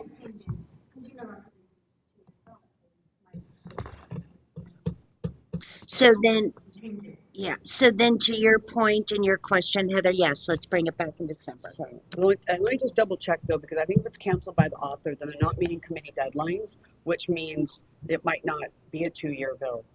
I didn't hear author, I heard committee. Did someone say author? Okay, So they might be reintroducing it as something else. Yeah. Or use a whole new bill. okay, so whatever this We'll either is, bring it back in a current bill version, or if that language is put into another bill, we will find that and we'll bring that bill. got it. Go, Can I go back to 544 for just a minute? yeah, Because I'm looking at the analysis. There was the last analysis doesn't include our board in the list of supporters, and that was one of the ones had a question about. Because we did vote to support SB 544, I think, at the last meeting, but it's not showing up in the assembly analysis. That's because before we submitted that, we were contacted and advised that in order to get it out of one of those committees, they agreed to amendments that, So it was, and I don't think you would support those a amendments. portion was an older version of the bill. Correct. That's why ours fell off. Okay, okay. does that I'm sorry, no, mean? it wasn't submitted. I'm sorry, it wasn't submitted because of the timing of when we were contacted about the amendments. We were even asked for a fiscal impact as well, and the amendments weren't even in print. We got from the Yeah. committee's office what they agreed to a few weeks before it was even in print, and it was not in a. Okay, then is this still, so since you've indicated we won't solve it here, it'll be December. Okay. But it sounds to me with that explanation, we need the language brought back. It's not a support. I mean, this support is based on an older item, so it's gotta be. So that's why our support wasn't there. Yeah. So But do we then wanna there's a change lot of this to opposition. watch? You're There's- right, but It that's, seems unlikely that it would pass because there's been an upswell of opposition.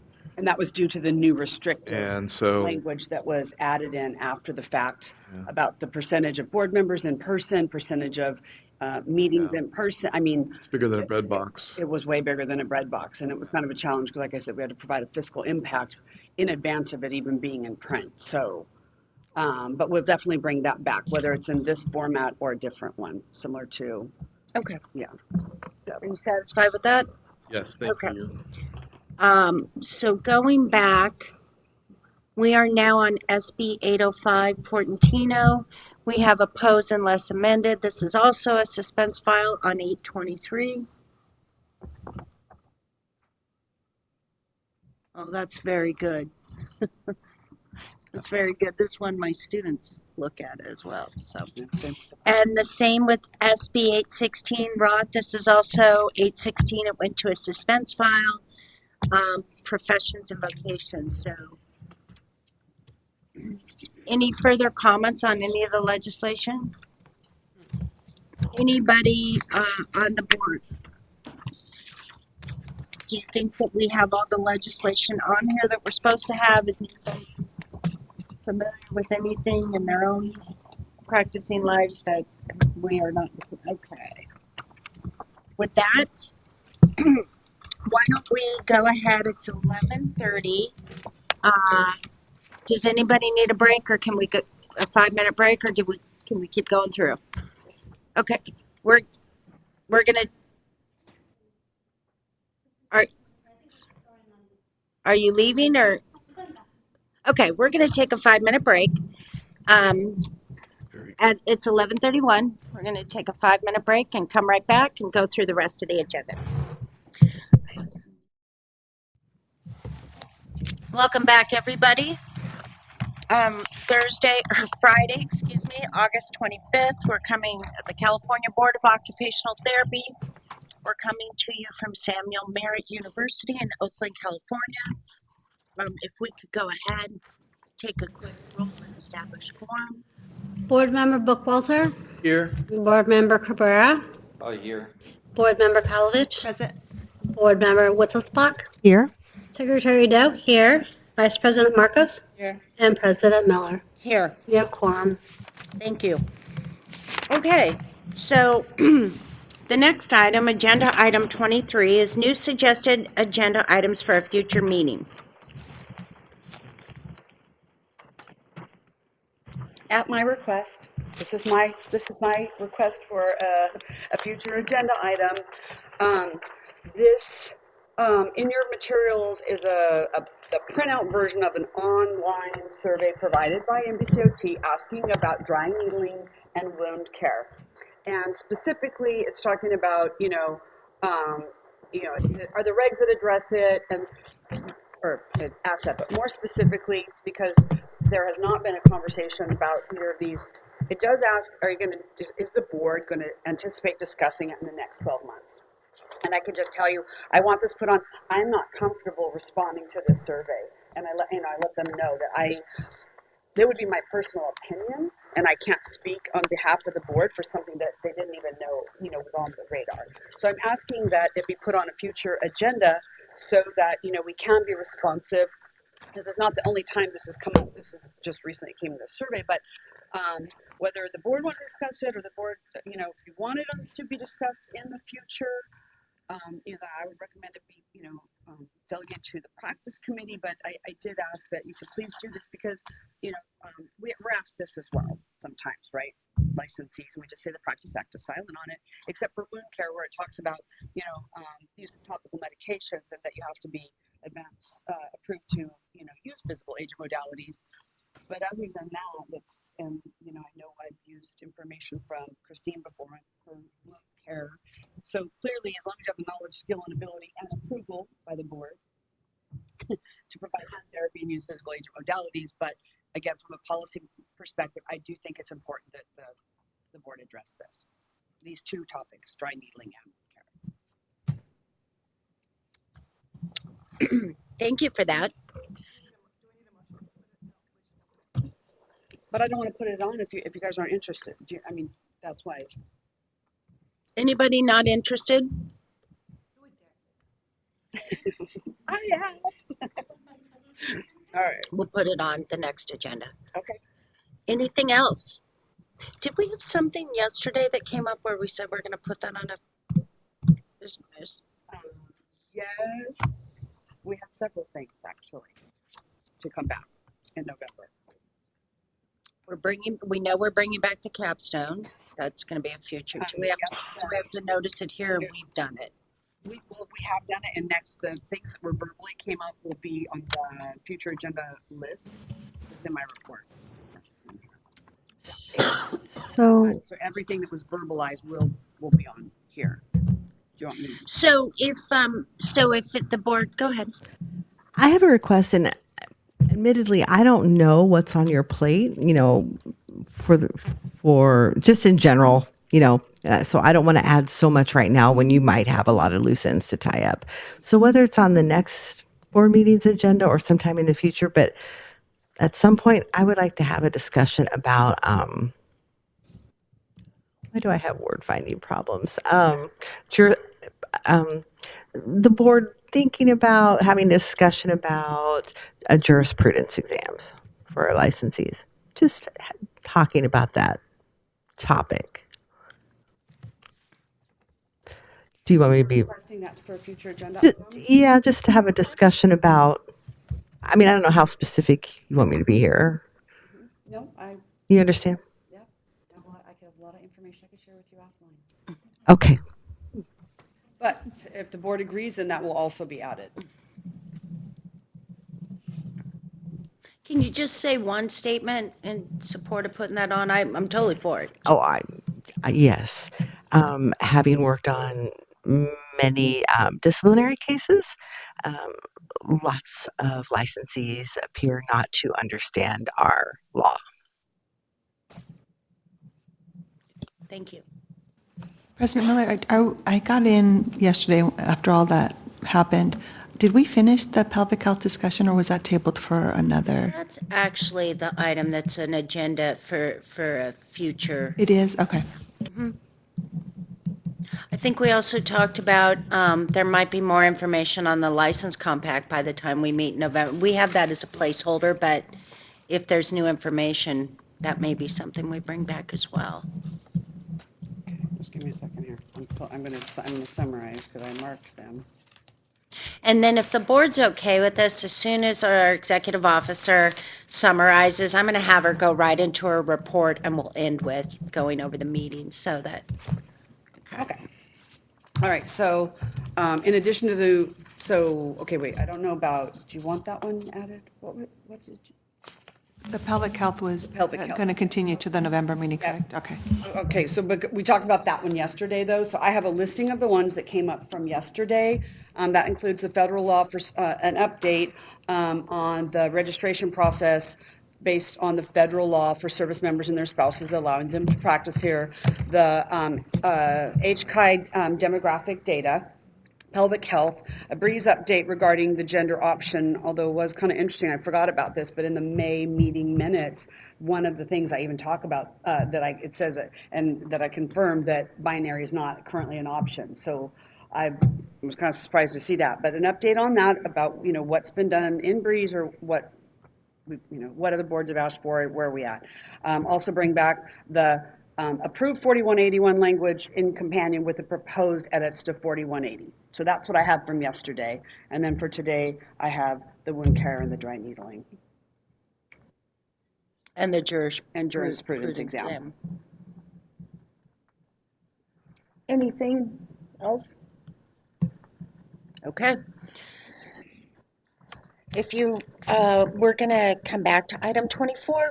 We'll go to item 25, Executive Officer's Report. And again, just noting for the record, we don't have any public comments. Okay.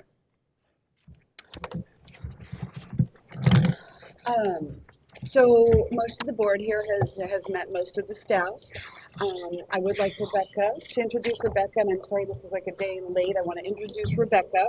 She is the board's new enforcement manager. And so she's happy to join us here today.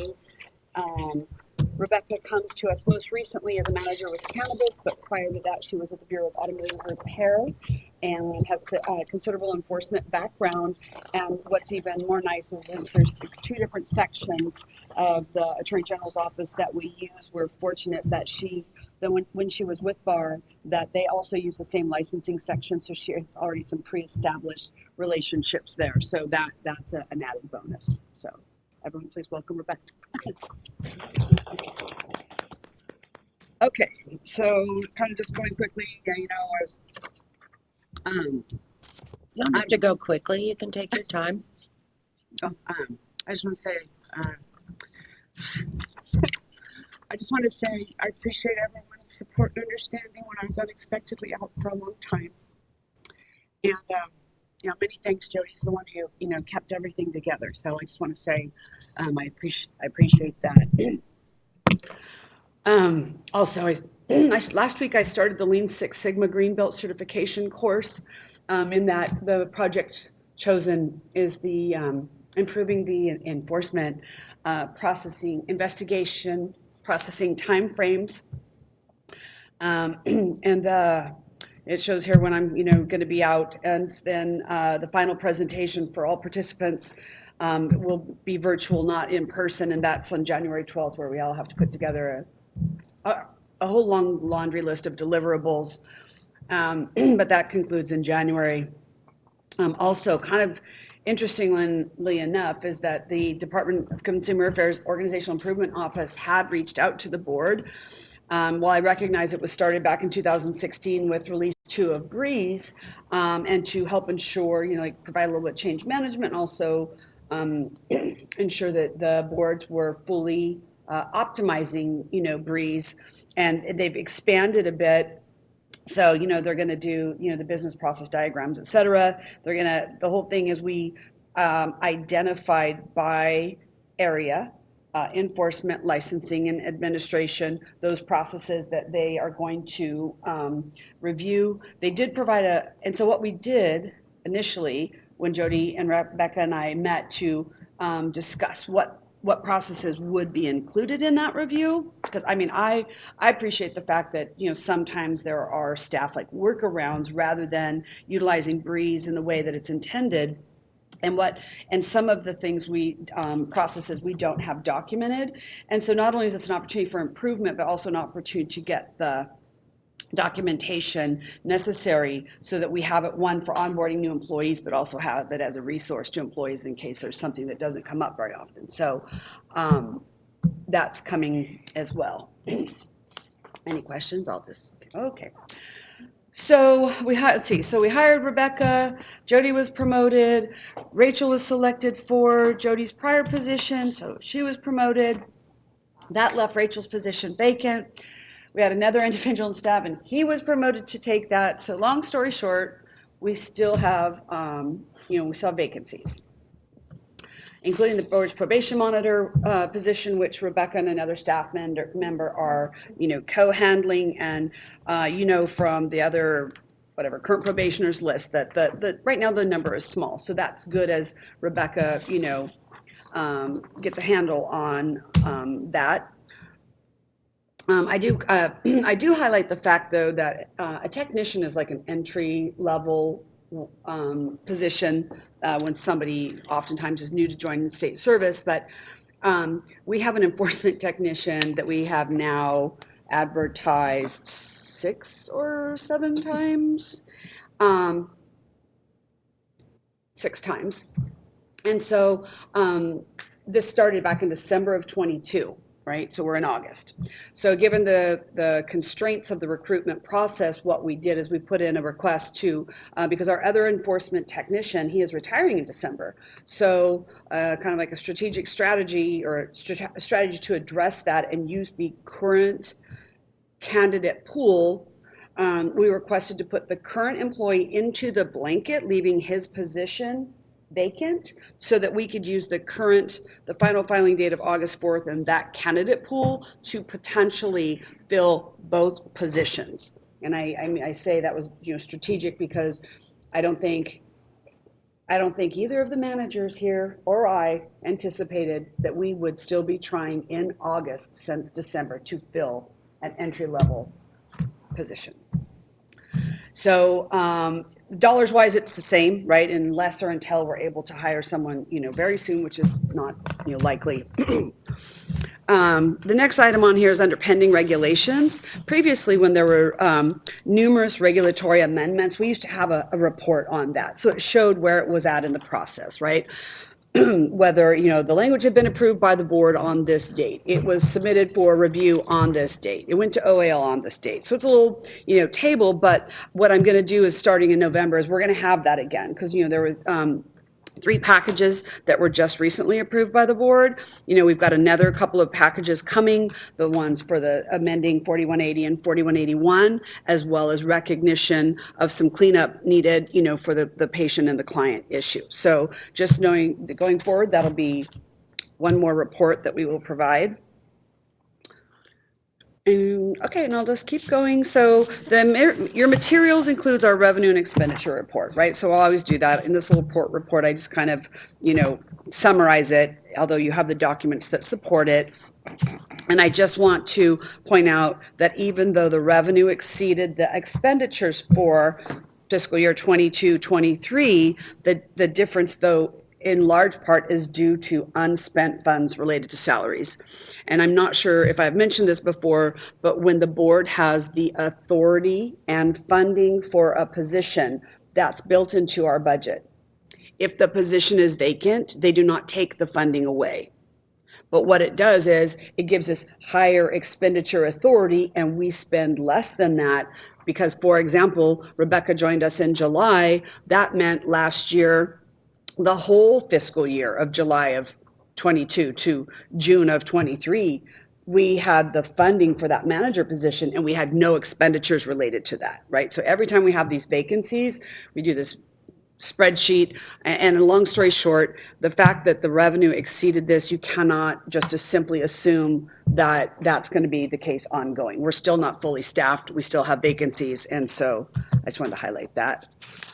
Any questions? So next, the fund condition included, as I had mentioned yesterday, when the board discussed this issue in 21 and calendar year 21 and calendar year 22, the board approved fee bill language, increasing and establishing a variety of new fees. It was so important that that moved forward so that we could get the funding effective 1/1 of 24. And that is no longer the case. Again, if we have unspent funds each year, any unspent funds go back into the board's bank account, for lack of a better word. I don't use funds twice. But long story short, you can see from the material included that rather than needing the fee increase effective 1/1/24, we actually have a little bit of flexibility. And if you look at the fund condition statement provided and you flip to the backside, you can see now that until fiscal year 25-26 is the first time the board is supposed to go negative. So with additional salary savings in the current year, fiscal year 23-24, by the time you are looking at this next February or March, that number 3 at the bottom should be bigger than it is, because right now it just estimates our whole budget, and we're going to have a better idea once we know when positions are filled and also have the revenue trends. If I may comment there on that, if we, just as a call out to attention for, so much work has been done on fees and so much work has been done by staff. And I'm only calling this out as part of our outreach to remember to tell this story. You know, we were in dire straits. We were looking at a very urgent and imminent need to have to look at 24. We put a budget committee together who came up with all sorts of things because of things that would have been unknown and savings. Once again, this board, in realizing those savings, realized that we could extend it. And again, that's to the work of our staff that continue, our executive officer, Heather, who continues to provide us with that in-live time. And I want to make sure the membership understands that. I mean, you know, when it made sense to have a application fee, we had it. When it made sense to reduce it, we did. You know, that's back to when Christine was, or excuse me, board member Witzelsbach was on. So this board has continued to be mindful for all the feedback we get that's negative many times about what we have to do. This board has consistently, whether it's this board or any board that's preceded, the Board of Occupational Therapy has consistently, in my mind, looked at when they have to do this and when there's cost savings and it doesn't have to be done. And I'm going to continue to say that long after I'm on the board. And I really just wanted to call it out to bring it to people's attention and to say thank you as well for bringing, that was good news. I mean, I don't know about you, but I'm excited that we can extend it one more year. How about, I think it's great. I think it's great, OTAC. Okay. Just making sure that's on camera. So maybe we'll get a letter of thank you sometimes. Okay. And just as I just wanted to say, it's so nice to see like a whole table of beautiful humans that we just got to meet. So it's been Jody now. Jody has some friends. And it's so nice. You know what I mean? It's your support. It's Your just board support. It's right amazing. So congratulations. We're so happy to see you all and see that Jody has friends now. I like it. Thank you for allowing me to comment on your report. Please continue. Okay. So item 25D is the licensing data Again, everything is called a transaction or an application, even if it's not, for example, like an address change, right? I mean, it's still called that. The majority of the address changes are done online, except, we do get 40 or 50 a month still in the office on a piece of paper or, sent via email. But be that as it may, it shows you how many of each thing is received and then the approved part, right? So I don't know if anyone has any questions about this. I have a question. Yeah. Maybe I looked for it last night and I looked for it today. Maybe I just can't find it. Does it say in here how many people we currently have on probation? Yes, it's next, or it's in a couple of more pages. Oh, I'm sorry. Yep, that's okay. The complaints I'm data. sorry, so in part of that, I realize it's bundled up, it just says enforcement data and it doesn't list it, but it's 5 or 6 pages, and one of them is listing of current probationers. Okay. Okay. Okay, so continuing on, we're gonna now go to the enforcement data. We always start out here with the number of cases or complaints, and again, we sort of started using cases because some licensees, when we're contacting about a complaint, especially if it's not from a member of the public, but it could be something generated inside, people are very sensitive to this. So we're trying to shift to cases so that people aren't focusing on their irritation about the use of the word complaint and instead are just looking at the information we're asking for. So, complaints, total complaints open/received is always a bundle up of both investigations as well as RAPs. Applications denied pursuant to BNP 480, that's, for the, and when an individual has a background, whether it's a criminal within the appropriate time frame or if it's disciplined by another state, if they are denied, they have 60 days to appeal that, and if so, due process is they get a hearing.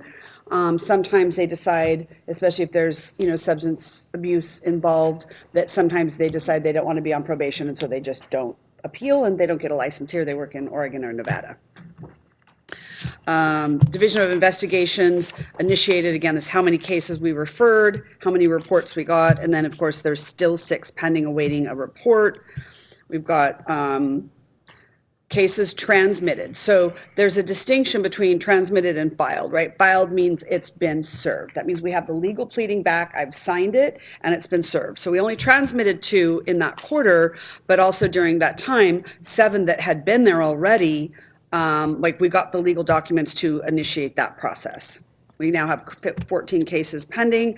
Cease practice order, again, this is limited only to substance abusing licensees who fail to abstain from alcohol and or controlled substances as required. We haven't had one of those in quite a while. And then final decisions effective, that's 2. That means there were 2 during that quarter where the board voted, and there's more on that later on my next. So if there's no questions on complaints, then going next, we have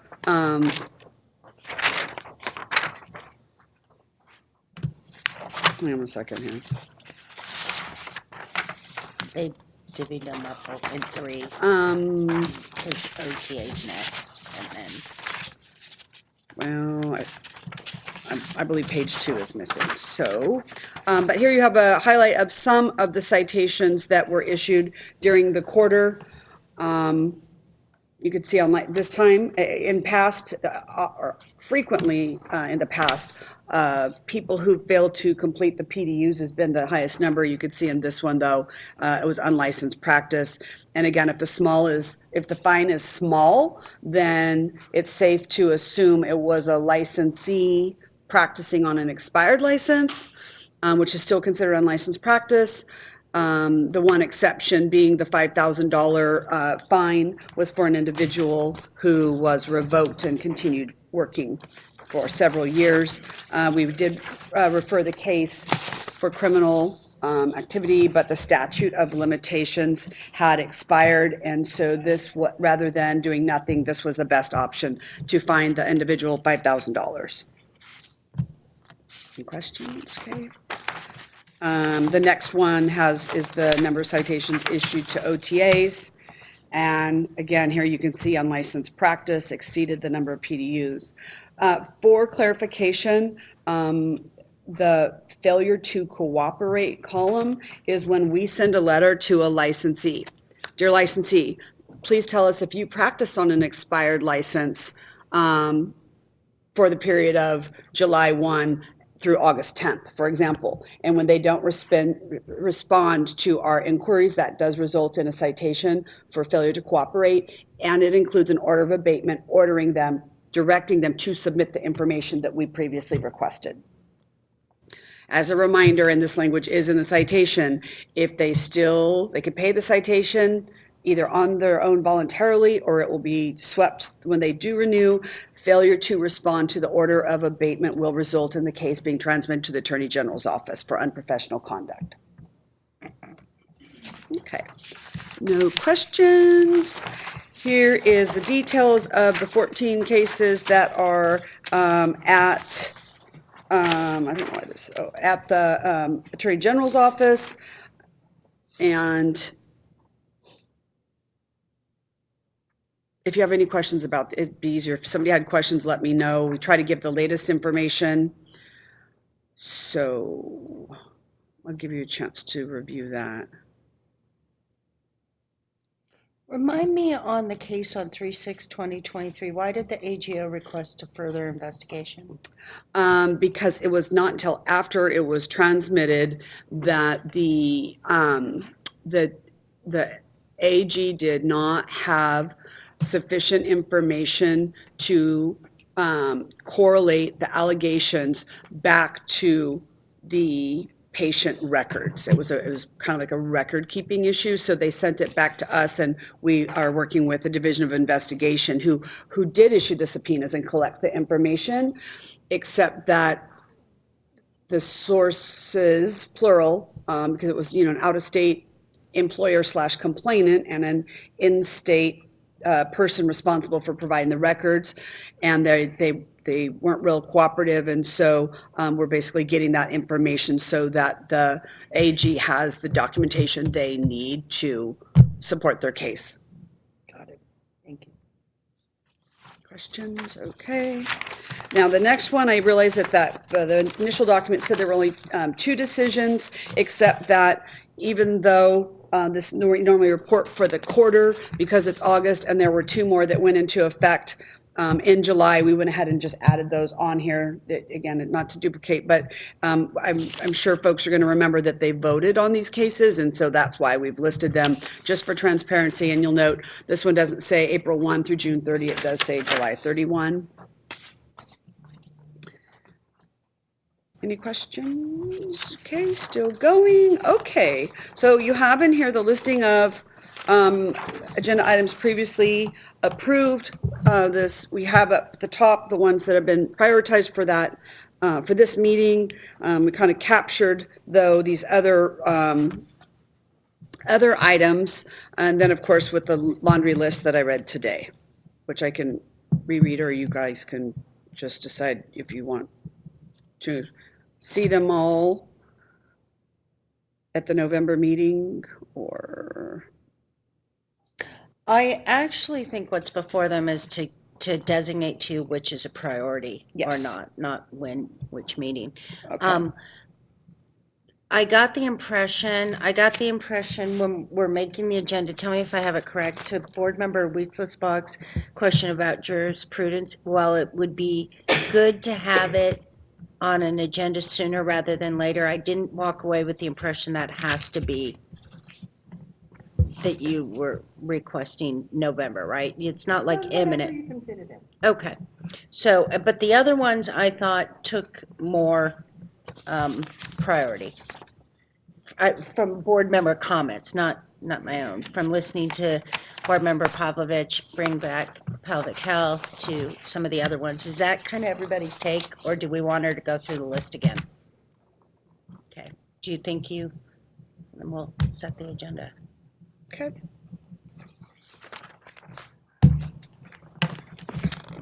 Anything else? No, that concludes my report. There was nothing, no data or information requested at a prior meeting. For example, the HCI demographic data will fall under that at the November meeting, and I had no other informational items to provide you this time. Perfect. That concludes my report. Any questions? Thank you. So we have one item left, agenda item 24, selection of 2024 meeting dates. I wanted to put something out there to you as an approach that we might look at, and then we can see where we land. And where we land can also include a doodle poll vote. So I just want you to know we have a number of ways we can approach this. Traditionally, just to set it up, this particular board generally and traditionally, year after year, meets in February, May, August, and November. We know that we're required to meet in different locations. In February, almost because of the Valentine holiday and when that falls, we were possibly proposing towards the end of the month. And again, this would be for you to consider. When is our meeting in November? Second and third. Okay, so we could theoretically even meet in the beginning of February as well, because that would be, But that would put a very big gap till May, if you meet at the beginning instead of the end. okay.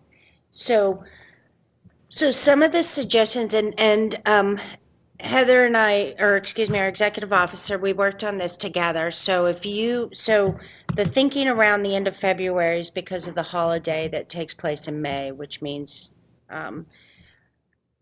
and so we're looking at the 23rd, 22nd, 23rd. We also know we always meet on a Thursday, Friday, or the 29th first. Ooh, we'd be together on the 29th of February. That only happens every, right? It's the day that never happened. There's a President's Day holiday in there. Yes, that's the 19th. That's, Sorry, Yeah. probably mentioned that. I didn't mention that, but that's why, we have Valentine's on the 14th, we have, the President's on the 19th. When we look at May, I'll just give the overall overview, and then you guys can take it from here. In May, we might consider May 2nd, 3rd, 9th, 10th, 16th, or 17th. The holiday's gonna be on the 27th of May. We could even look at the 30th, 31st. August is pretty much wide open. It would be, for board members who are either in academics or have young children, you might want to look at it around your back to school and think through that. And then in November, the holiday is the 21st and 22nd. So we might consider, no, October 31st would be Halloween. That's no. okay. Yeah. When is OTAC? Did you look at that? It's at the bottom. It's the 9th and 12th of October. Okay, let me just do February 22, 23. 20. So that's what my next question is. Do we want to put some possible dates out there? We can still revisit this in November. Do we want to narrow into some dates? Do we want to do a doodle poll? What do we? Yeah. Oh, well, whatever you want to do. But can I just request that we don't consider weeks where there's already a holiday? Yeah. Because it's a shorter week already and it's hard to get off. So that would like May take this 30, out. 31. Yep, uh-huh. Okay. And then also, there's a February one, that President's Day week. It's already a shorter week. It's Monday, we're off. Okay, so then that might so move us to the first, second. 29, 1. Why are or you 29. moving away again from these? 1, 2, 8, 9? What was your thought? Because of the holidays. The holidays, like November 11th starts the first of the state holidays. There's a lot of holiday time taken between November 11th and December 31st. This is February. So I understand that. So then there's 1 month. So that's fine. Oh, hold on, just one sec. You're talking about board resources. I Yes. understand, and you're backing into, got it. Okay, so then let's build on that. So you're suggesting then the 29th, And March 1st. and March 1st. Because if we could at least narrow down, February, staff can start then- working on it. right, and we can, location also, right? So you probably don't want to go to the Bay Area or Sacramento in February. First, we know we have to pick Yeah. date too, so. Okay, so let's just, putting it out there, February, you've heard all the reasons from staff. You know why I'm leaning back into the 29th of February and the 1st of March. Did you hear the reasoning? I think I did. Yeah. I was just, are we still doing, are these going to be all in person now? I know we talked to the consumers and we said we were going to be mindful about our spending. Are we still doing hybrid models? Are we still doing both? What are we doing? Well, currently, the only location that supports WebEx and in person is Sacramento DCA headquarters. Unless until that SB 544 is worked out. Because they wanted the WebEx, but, the whole address thing and the number of people that have to be in person and be on WebEx is going to be a challenge since we have only right now one location. Could we bring that topic back for a future agenda item in November? Okay. Could we bring that up and let the board dialogue a little bit further on what they Okay. want to do? Because some people do have a work location that they could secure a location from, that they could do the WebEx. Not everyone does. And the current requirement is you have to post the address. And so for somebody who doesn't have a work location that they can do that from, that could be, problematic. And again, until there are additional locations that can support an in-person meeting as well as the online WebEx. That's the other challenge about the WebEx. I just want to be able to be accountable to our consumers when we promised we'd be watching our dollars. Okay. All right. So again, we know that we generally meet on Thursday, Friday, so we'll continue in that. We know that we meet in the months of February, May, August, and November. We've asked not to have meetings the same week that there's holidays. In February, that backs us into February 29th, March 1st. In May, do we want to secure that date, by the way? What does work for you?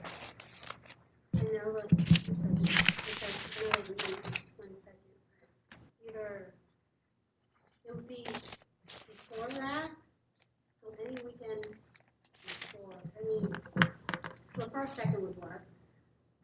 8, 9. So we could lean into 8, 9, or we could, we're in February 8, 9, or February 29th and the 1st. Lena just identified she can't be at the 29th and the 1st. And the legislation isn't really introduced by February 1st and 2nd, right? Yes, I think so. I think there's that, there's the Ledge Council Digest To me, that's requirement. For the 29th and 1st, or going into March.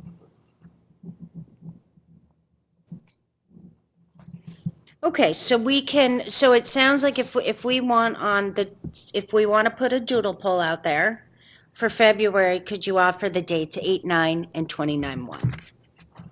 Can we at least go that far? We'll put a doodle poll. That's already, she Well, cannot if- do the 29. Well, big deal. We have people who, yeah. Okay, I'm so probably we'll gonna vote send- for the 8th night. We're so- doing, yeah. So we'll send out a doodle for 2 dates in February, the 8th, the 9th, and the February 29, March 1. Yeah, we have no, so just so you know how we backed into it, Beata, what do you want? I'm okay with I'm just 8, 9. double checking this because Yeah. Okay, I'm okay, we can agree on 8, 9 now. We'll just need to do a March, maybe legislative committee meeting. so do we feel like we're at a place we can agree on 8, 9 now, everybody? Yeah. Okay, let's do 8, 9. I'm down with that. Okay. So, good. Okay. Okay.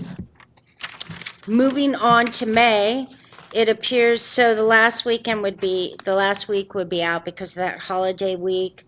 The Thursday, Friday would be leading into that holiday week, so looks like we're at 2, 3, 9, 10, or 16, 17. When's Mother's Day, the 12th? Second. Yes, you're right. Yes. I can't do 16, 17. Okay. 9, 10 would be good. Okay. That works for me. What is it? 9, 10. 9, 10 of May. Right before Mother's Day? So Sharon cannot do the 9th. She could do the 10th. Do you want us to look at the 2nd, 3rd?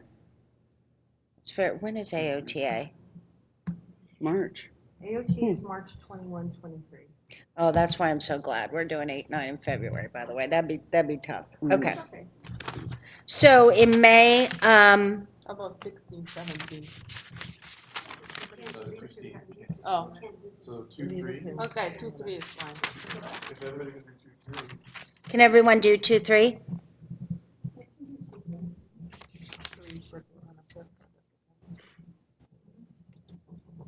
You'll be back. Yeah.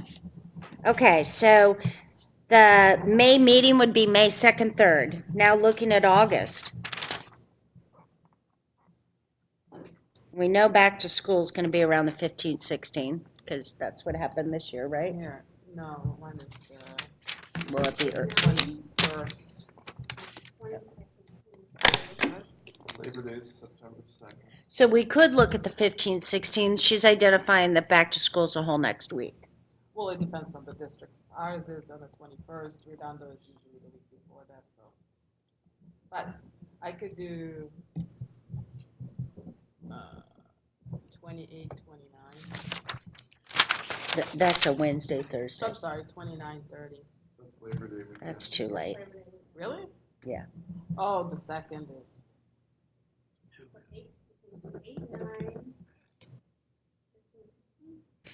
I'm more inclined to do 15, 16, but it's really up to the rest of the. Was that the date you're not available, Christine? No, I can do anything in August. Okay, that was May then, okay. How about 15, 16? Sounds good. Okay. The August 22, 23 is not happening for sure. Based on what you just said, that's going to be your back to school week. Yeah, but she starts again on Thursday, that'll be fine. But I just, because I might have to go to see, my family and stuff, so I would like to have the middle of the August more open if possible. 22, 23? Yeah. Actually, that would be good. Does anyone have a conflict on the August 22nd, 23rd?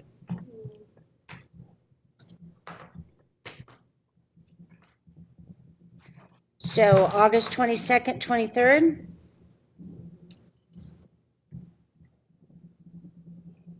Okay. And then this brings us to November, and interestingly enough, there's That's Thanksgiving and the day after. this is Thanksgiving, but why do you have two holidays That's here? Thanksgiving, 28th is Thanksgiving? yes. I looked at it. Third Thursday? It's always the third Thursday. I looked at Oh, the you know why? calendar for You know why? 24. Because the first Thursday is the 7th. Yeah. It is the third Thursday. Get it? I still think that mine shows 28th is. That's my calendar, yeah. Yeah, I think Thanksgiving is on the 28th. That is so weird. Well, maybe Apple's wrong, I don't know, I So looked it up. what is it? Yeah.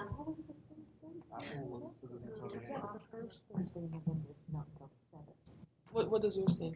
28th, Yeah, so that's correct. So Halloween's on October 31st and November 1st is on a Friday, so the third Thursday is, right? Isn't it? Wait, what's, Correct. The third Thursday is the 21st, but Thanksgiving is showing on the calendar is the 28th. okay, then we will, So I could do 21, 22. I don't get it, I'm just saying. 14 and 15, just stay away from it. Does anyone have Veterans Day issues? Well, that one is, that's 14, 15 is the one that has it. that, yeah, it's a holiday. it's a holiday week. Okay, so the 21st, 22nd? Yes. Sounds good. I will be unavailable on that day, or those days. Kinda need an attorney. Can you tell the other board that you're not available? I'm joking. I'm like, Did they already select their 24th? it looks like it, yeah. When did they have their meeting? Last week or in July? They Yeah, in select- July. And they select their 24 dates. Apparently, that's what I have here. I'm just double checking that it was actually selected at a noticed meeting. It wasn't just a discussion. I don't remember, but I want to say yes. I know we discussed many meeting dates, but they were for committees. Oh. But they Why- also why is- approved meeting dates, so Why no 7th or 8th of November? yeah. Well, I only said because it was before a 3-day weekend. That's, but if, Okay. you know. Okay, we didn't, Yeah. that's fine. But that's not Aside the, from I'm it. asking her why she Oh, I crossed see. it off, yeah. Okay, so, well, we can do one of two. So the 14th, 15th is during a holiday week. Our attorney can't be there the 21st and 22nd. So what do we want to do here? We can come back to November, but we're either locked into 14, 15 or 21st, 22nd, and we would have to have a different legal person with us. That's during a holiday week. You're okay, right? Who has Veterans Day off? The state employees? Yes. Christine? I don't care, but I mean, it is a holiday weekend for everybody. But we can Well, leave no, that's what I was early on asking you. Do Friday. you have that? Do you have that? No, Oh, okay. I don't think so. Yeah, I don't It either. doesn't matter, I'm not gonna go away. And it would be, it's not before the weekend, the Monday is before the meeting, so. Right, yeah, that's not my issue. The issue is when it's a short week. Okay. Get all my pieces. And this would not be a short week for you. Right, I The know. following- Awesome. Yeah, yeah. About the 14th, 15th of November. Okay. And then one last item on this, we could go ahead, now that we have dates on this, we could go ahead and, for example, to Heather's point, we could look at San Diego for February. We could look at San Francisco, or this area again, up north for August. Well, I don't care where the city is, we just have to designate, yeah. But do we want to give some direction? Usually we go to Sacramento, and we've been going there in November, February. We could do that again. Last year, our meetings went like this. The first meeting was in Sacramento, second meeting was in San Diego, this meeting was in this area, and November's meeting will be in Los Angeles. What about November, like, we've had meetings at the Mission Inn, at Riverside. Do they have a contract with the state? We could go back there, right? Yeah, we haven't been there in a while. This November? Well, yeah, in 2024. 2024. It'll be all decorated. Be very pretty. Okay, so why don't we look at November? We have one suggestion out there, and that's we do have a state rate at the Mission Inn. That's in Riverside, right? Where is that? Okay, so we could look at November in Riverside. I'm not hearing anybody against that. So then we're Bay Work- Area in August. Bay Area in August.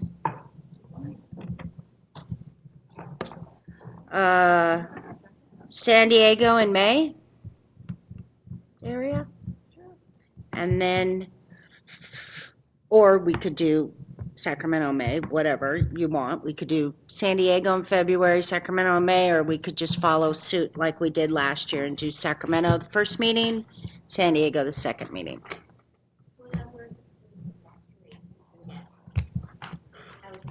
Okay, then I'm gonna say, I'll propose this. February in Sacramento, May in San Diego, August in this Bay Area. Bay Area, and November in Riverside. Sound good? If anything changes on your thoughts, make sure Heather knows, and if we have to revisit, we'll revisit. Are we good? Okay. The time, any further comments? We have had a public member join us.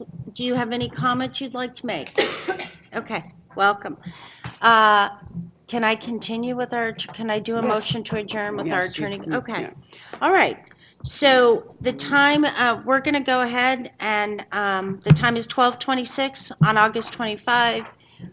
California Board of Occupational Therapy. I need a motion to adjourn, or I'm going to make a motion to adjourn. Adjourn. Adjourned. Safe travels, safe